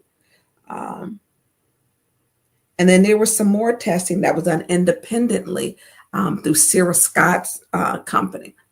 And thank you. So this is the thank you for putting that up. That's the annual water quality report. And people can look this up themselves also. They tested some individual homes, and there was some bacteria, but there wasn't where they tested once they put in the automatic flusher. It really, changed some things because the water wasn't stagnant anymore. And so the part is, I hate to say staying on them, but we do not have a DPW making sure that these things are done. So where we're going to end up, there will be questions. I had to look at that agenda because that was a special order to where they are, where they're at with this. I'm hoping that the mayor doesn't block it, that it'll be independently done. But you can find those reports online. You can read them, and they may be difficult, but City of Flint should have had someone release an report. Mayor Karen Weaver did do that. She had the water quality every week was listed. She did a report, and she let people know. She was transparent because it was a trust issue, and she did that correct. Mayor Neely didn't talk about any water quality. There's nobody on his staff that does. They don't talk about it. They don't put it up. It has been the least transparent, and people still have issues. And so Roy Field, I wasn't clear with what they said, with understanding what they did with his testing. Besides, I felt that they had not tested it, and I'm waiting on that response back. If they were using old testing, because I'm not comfortable with that. I want it to be independently done. And so if there is a cluster, then it's going to show up. And that is for that area. And if other people they got a call. I mean, you have to let people know. If you want your water test, call your council person. If you have an issue, Lord knows my folks call me, and I'm okay with that because there's some houses I'm going to, and if they're sparsely spread out, it's going to show up. That's why I wanted 100 to make sure that area would be covered. Everybody is not going to let everybody in their house. They just don't do it. And I know they didn't do it when Sarah came in here with her company. They with her nonprofit. They didn't do it. But I have my list so that I want to be tested. And so however this goes, this is going to be interesting because we know that this administration has not been transparent. Everybody is entitled to clean, safe water, especially at the price the water costs. They should be entitled to it. Thank you, Jonathan. And we look at that, the trust, and we know, and I think it was with Clyde. I told him, I said, no, I know there was bacteria in the water because my friend's mother was hospitalized with it. The lady next door to her was having problems with her water, where the samples magically didn't make it, and they went and opened up the fire hydrant to flush the system. So it's a process. We are going through it. They should have been done with not just Roy Fields, but that whole area. And Liddell only wanted that 34 to 3,600. And then when they pulled it up, Mr. Clyde Edwards, the city administrator, said it was only 25 houses from that, just on that block. But I don't know what they had with, and I'm waiting to find out what they did have. Their testing, and then where are we going with this? I know with spreading out, it should show up, but we need to go all the way down to Stewart Street, to Fleming, to Clio, taking it back up, all the way from Brownell to Ballinger to Flushing to El Dorado Drive to Wabash, to cover all of that area. That area I know because those are the calls I take. And so I know, even knocking those doors, because we actually took flyers to people's homes when they tested the water on Concord, and told the lady, the resident, do not ingest the water, do not drink the water. Then why didn't you issue an advisory? Mayor Sheldon Neely's administration didn't do that. They didn't issue an advisory. How many times has this happened? We don't know. We don't know. But we need to have a safe water czar, manager, public health. That's, and making sure it's so many things dealing with the water. That person can be over the quality of the water. They can deal with the RAP program. If you got a leak and how it's supposed to really be run, if you got a leak and they come in, they look at your toilet. If your toilet is messed or leaking, and the program fixes it. None of these programs are being run the way that they should, because most of the talent cannot work with Mayor Sheldon Neely. They have left. They have left. And so when we talk about water quality, and people are dying of cancer and aggressive cancers, it's serious. And we have to listen.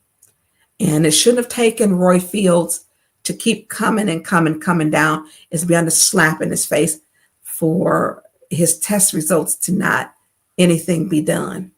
His council person is Liddell Lewis. And we're going to get some water tested. We need to expand it once the cluster, whatever that process is, because they're going to have to figure out if it comes back with something, what is going on. But this should have been done a long time ago. Roy Field should not have had to have waited and still bringing in jet black moldy filters from his house, and has cancer. So, okay. So that part, we're going to keep moving. We're going to move on about that. And so when people say, oh, that's not a large amount of people being tested, that's how, if the clusters, this is what they do. And so we still have some logistics to work out. We do. So listen, if you please donate to Cash App, Jay Eaton, I would greatly appreciate it. $ Jay Eaton. And then we are going to go on to, because we probably need to leave with like a little laughter, because people are like, please call you donate to Jay Eaton Media, Cash App, $ Jay Eaton Media. So one thing where we, Jay Eaton, and it's also at the bottom of the scroll. So listen, y'all. When we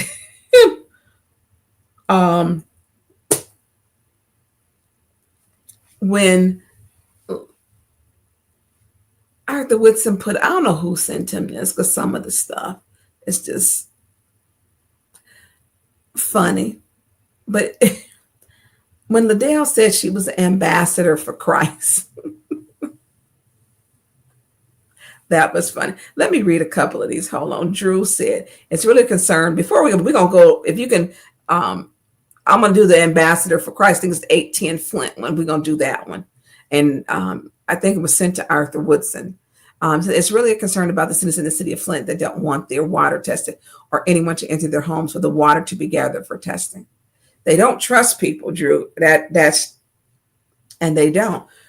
They had to, the city had start cutting off people's water because people did not want them in their home, and they had to change out the meters, which now they want to change all the meters.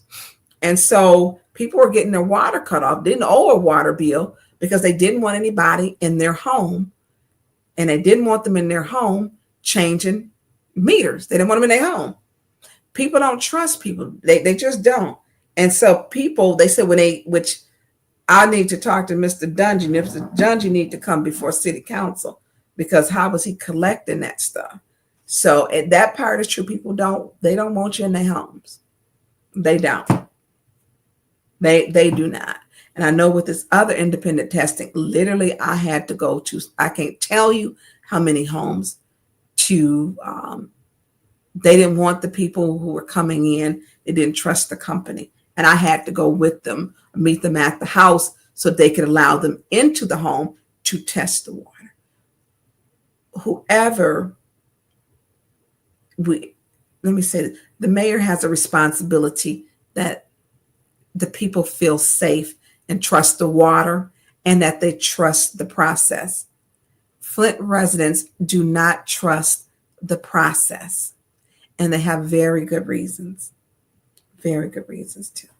So the process was flawed and the city was poisoned, and people they don't want people in their homes. So if you can put up the ambassador for Christ, Liddell's an ambassador for Christ. I don't know who let her in their church, but they did. And she is now an ambassador for Christ. She was preaching, was at the pulpit or from behind the podium or the preachers. She was preaching. She was preaching. And so let's hear this together.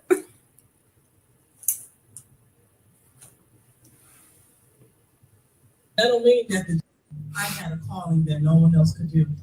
Only me. Now that don't mean that the job couldn't have got done. It means that the job couldn't have got done the way that God made me to do it. And so when you are an ambassador, you step up in that role. You fill the gap.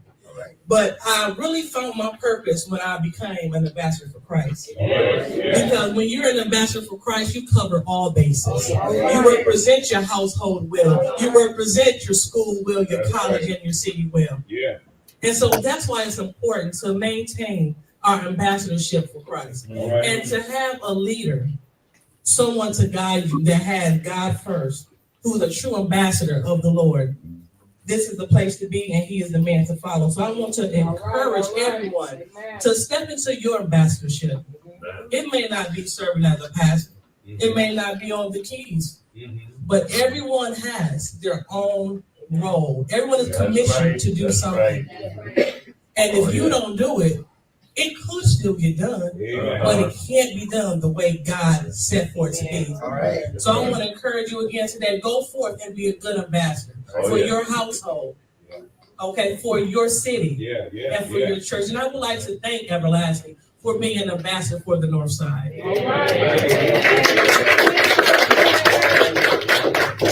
Because we hear about a lot of things happening in the city.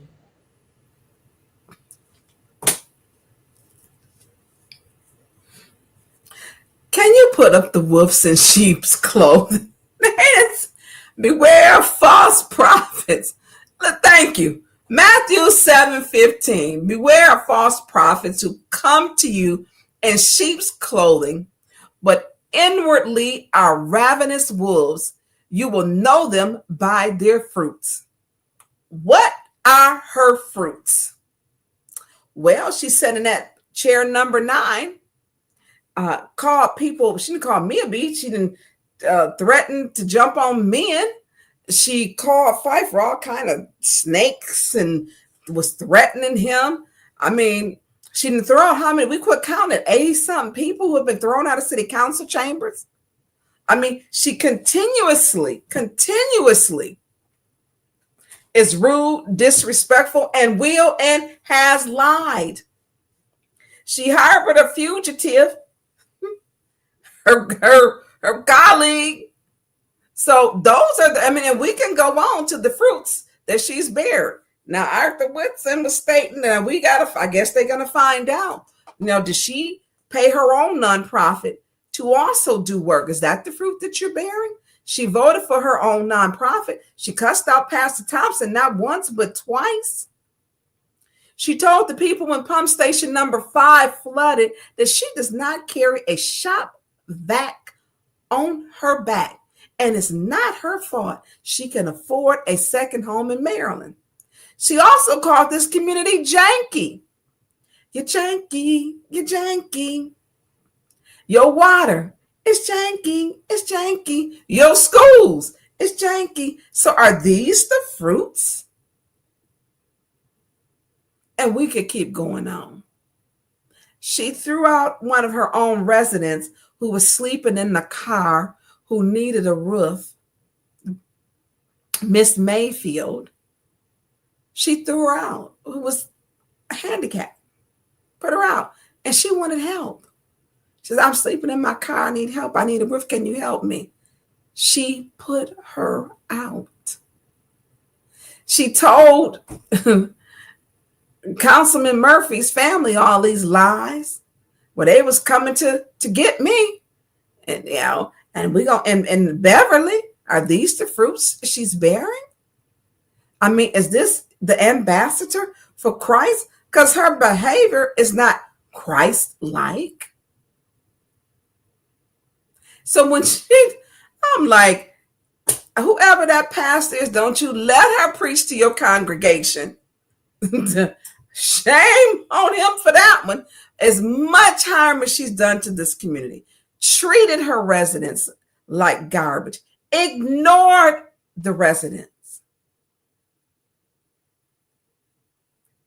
And she's an ambassador for Christ. What God is she serving?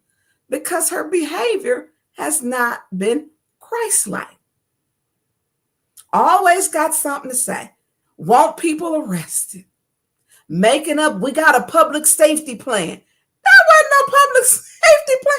She was making that mess up. Getting people arrested and handcuffed. Weaponizing the police against the residents on lies, on a plan that didn't even exist.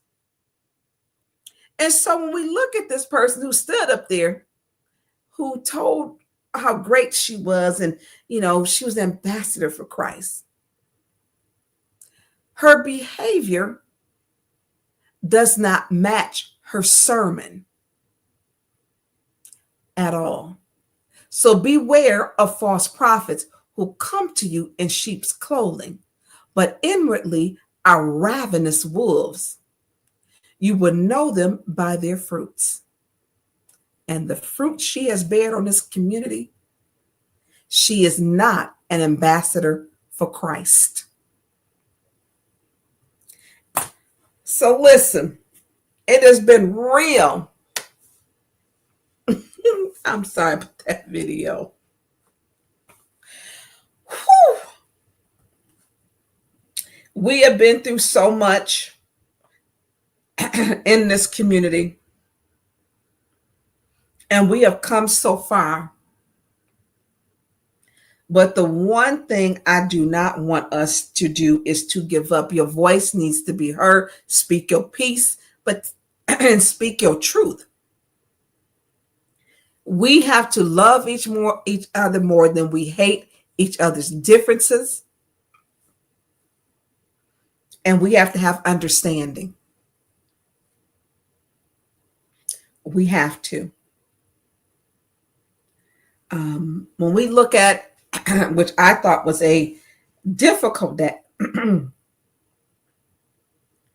when we had the brawl or it was a buildup. And it was a buildup because of how people were treated. People have been treated so terrible that the words that had reached a boiling point, the teapot had just tipped over. Because people aren't treated with respect. There's no rapper. Ma'am, that's your time. Ma'am, that's your warning. My warning. That's your second warning. Officers. One of the best pictures, and neither one of these officers are in, I just sent you a picture, are in city council anymore. She called police so much that over two years, that the officers got tired. Metcalf quit. Villarreal had to be reassigned because she had a problem with him. And when the people stand up, they get mad. But you have to stand up. You have to speak your truth. Just like in Dearborn, they didn't arrest him. What they did was listen. He should have been arrested because he incited a riot, but he was not arrested. He was allowed to finish his hate speech, and then he went on. But he was allowed to say what he wanted to say. I sent you a picture. Can you put up this picture I sent you? I sent you two pictures. When we look at freedom of speech, and it's important, our First Amendment right, we have to value that. And we have to protect it.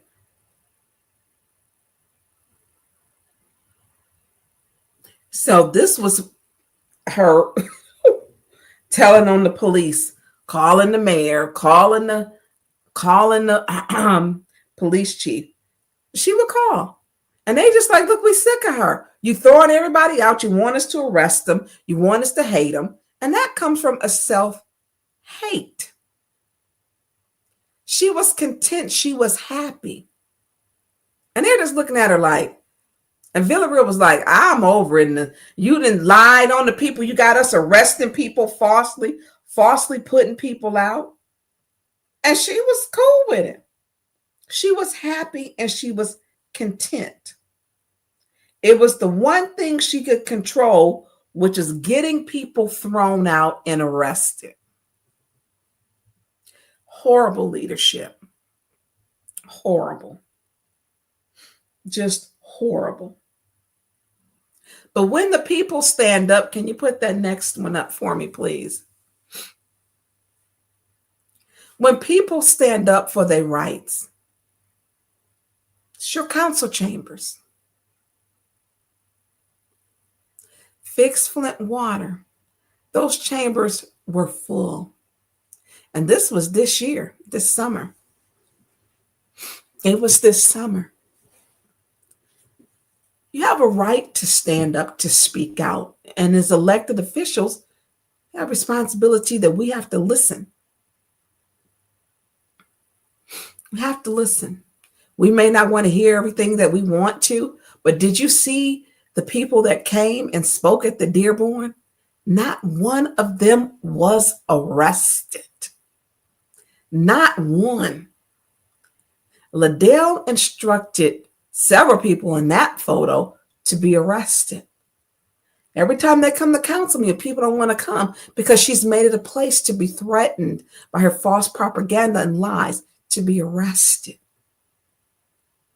Dearborn, nobody got arrested. They let them say their piece, they did their protest, and they let them leave. No one got arrested. The ambassador for Christ, the fake ambassador for Christ, the self-appointed ambassador for Christ, relished in the fact of getting people arrested. Every single meeting, it gave her great joy and pleasure. She relished in the joy of seeing people arrested.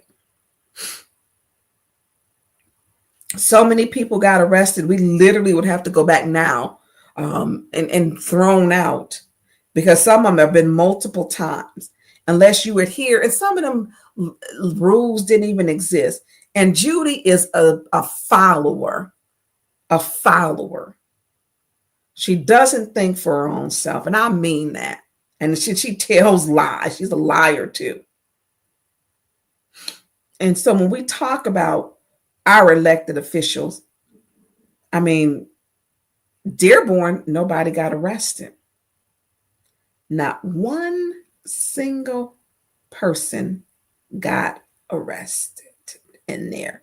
They spoke and said what they wanted to say, and they didn't get arrested. Did not.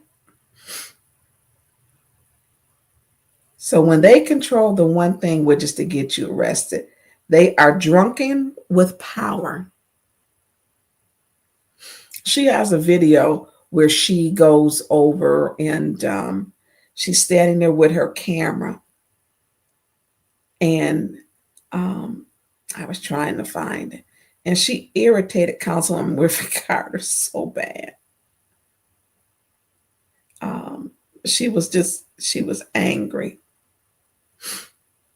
And people were getting arrested. Dearborn, they did not. Did not. And to focus, oh, here we go. Well, that was one. And she bears the fruits. Oh, we're gonna put this one up. I'm gonna send you this one, Jonathan. And then I'm gonna because this is who she is. And look, y'all, across the scroll, if you can donate, please. I mean, this is, you can't make this up. Oh no, here's the one. Yeah, after she causes all this mess. I want you to put this one. I think this is the same day. It's the last one that I just sent you. The people didn't get arrested. She treats people so awful. And she's done it for over 2 years that it hit its boiling point. It's boiling point. So take a look. If John, you can put up this last, you can put up the last one that I sent you. Because this shows where they had literally it just hit a boiling point for people. And the police were driving across the front lawn. She was talking to people. She's just such a mean individual. So this is Liddell Lewis's video.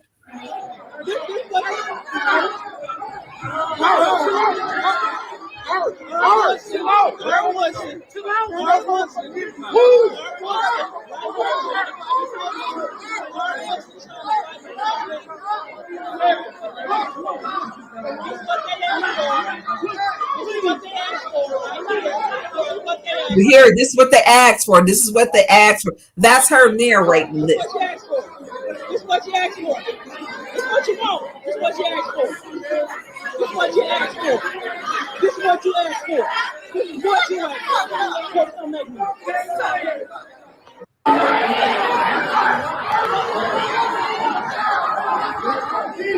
No, this is what you asked for. This is what you asked for.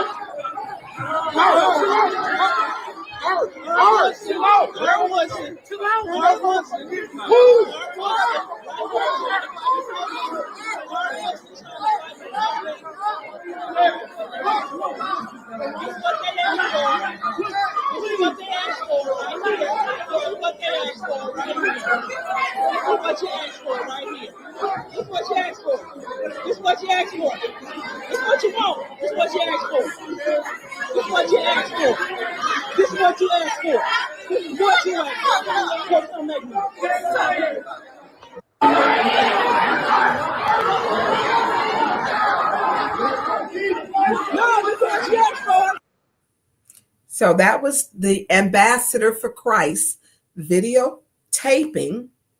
The Ambassador for Christ, Liddell Lewis, was videotaping that, which for 2 years plus, she has been a problem. And then this is what you asked for. This is what you asked for. This is what you asked for. This is what this is what you asked for. And as she published it she went Facebook Live from her seat, I believe. Facebook Live from her seat. And that's your ambassador for Christ. This is what you asked for. This is what you asked for. This is what you asked for. This is what you asked for. Yeah. This is what you asked for. But that's your ambassador for Christ. Remember, those are her fruits. Those are her fruits. So anyways, look, I appreciate each and every one of you for hanging in here with me tonight. Blessed, thank you. Look, I like Funk Bone 765. Thank you. And so listen, Marcia, this still triggers me. I saw how Debbie was pushed. That entire, it was so much happening. I saw Stillwell punch art. I saw people falling over others. Shalita yanked, and it was too much. It was so much going on. It was so much. And she's sitting there videotaping saying, this is what you asked for. This is what you asked for. This is what you asked for. This is what you asked for. This is what you asked for. Yeah. This is what you asked for. Don't y'all let that girl get in y'all pulpit or behind your podium, lectern, or whatever you want to call it. Don't do that. Don't do that. So anyway, I want to say this to each and every one of you. Thank y'all for sharing this time. And then look, donate to $ Jay Eaton Media. He is really, I cannot do all of this without him. And I want people to know gentrification. And yes, Tom, gentrification. It's been here. And I took a tour with around Flint with Councilman Pfeiffer, where he kind of narked on me and said, when I got out the car, and we recorded, he talked about me, y'all, when I got out the car. Leave that up. And he talked about me. She sees something with the police. She's so knows she's going to get out and take a look at it. And I did. Yes, I did. And so we know that gentrification is going to be, it's here. We have had a decrease in population, about 150,000. And so when people, we know they can't build any further. They did everything to the north of Hamilton. Is it to the north? To the south. Now they're going to the north. And lead that up. And it's happening. It will forever be green, home for funeral. And it's difficult because if you don't have, we talk about preserving legacy. If your children don't want to be in the same field or your grandkids, it's hard. That was a family business. And when Swanson took it, it was terrible and it didn't last. And so when we talk about gentrification, we know that it's happening. DNH is going to be next, guaranteed. We also had the 3 homes that were there that burnt up. We had, and if you like I say, spin the block. We know it's a cheap way to do demolition, and it's been happening in our city forever. And we have to look at, and I showed you different sides of town. And then we can look on also Land Bank Move, which is I didn't put that, they did a opening there on Fenton Road. And Fenton Road has been a long time drug scene. People call it Fentanyl Road. And so we're going to be getting some attention there, guaranteed, cleaning up these areas. And so what we, like say gentrification and what the definition of it is, improving it. And where middle class will want to move in. And so they're improving our schools. They're not improving Central and Whittier for the people. Our schools have been bad and missing benchmarks for decades. Since really when our tax base started to fail for probably the last 20 years. And so when we talk about Flint has got a wonderful, warm-hearted people. Stop voting in people who don't care about you and won't talk to you, won't explain things that you can't work with. We got to start working together. We got to start working together. We know that communities that are safer, stronger, are because people work together. So I'm going to get off of here. My allergies is bothering me. And I want to look, please donate to Eating Media. And Jonathan, you did a fantastic job. And so I know we got into some history, but I was really alarmed because it was not a video that I put up. I never put the video up. I put the video that I showed you. I was of the guy, and I did share his name. But people were triggered by just that picture of the flames. And so I felt we need to have a conversation. So I want to talk to people about, the things where gentrification is at. And it's all over our city. And it's progress. There's progress. But we have to make sure we take care of the people, that we don't tax them out. There's the HOPE program. Annually, you have to apply. Tell somebody. Don't get the information and keep it to yourself. Share it. Share it. Please share it. Because one thing about it is, it's here. It's not, it's coming. It's been here. It's been here. So to each and every one of you that spent your Sunday evening, we at 112. Oh my Jesus. I want to tell y'all, thank you for spending your time with me and staying up this late. And we have a council meeting tomorrow. We're going to finish, I guess, working on I'm going to have to email. I did a private conversation with clients so that we off the record with that because 8 minutes is not going to answer my questions. So I want people to enjoy your night, get some rest, and tune in tomorrow morning. You have SNL on the Urban News Station. They are going to be on, and they cover more politics. Sheena and Landon, they're on the Urban News. They're on Monday. Same time slot as Mickey in Winters or the Morning Recall. I think it ain't Winters on there. I think it's just Mickey. But tune into SNL. They're on the Urban News Station. We've got people who want to get the news out to you, the current topics. So tune in to those and tune in and learn something new. And, you can use this as your background music if you don't have time to really watch. So tune in. Urban News Station, that is on YouTube and then Facebook. And I want to send y'all love. And so when they say my nails, y'all, my nails ain't done today. I got to get to the salon and get them done. So listen, Jonathan, thank you for doing a great job tonight. And to each and every one of you, I appreciate you spending your time with me and sending you love. And I hope everyone has a beautifully blessed next week. We out of here. Let's do the we out of here. It's the Tanya Burn Show. Tune in right now. Like and share. Our city needs that vibe. Flint City News got truth to share. When we fight the darkness, we repair. Won't give up. We're standing tall and proud. Voices rising strong, no longer shrouded. Residents deserve what's right and fair. Together we can lift the despair. We fight, we win, we break.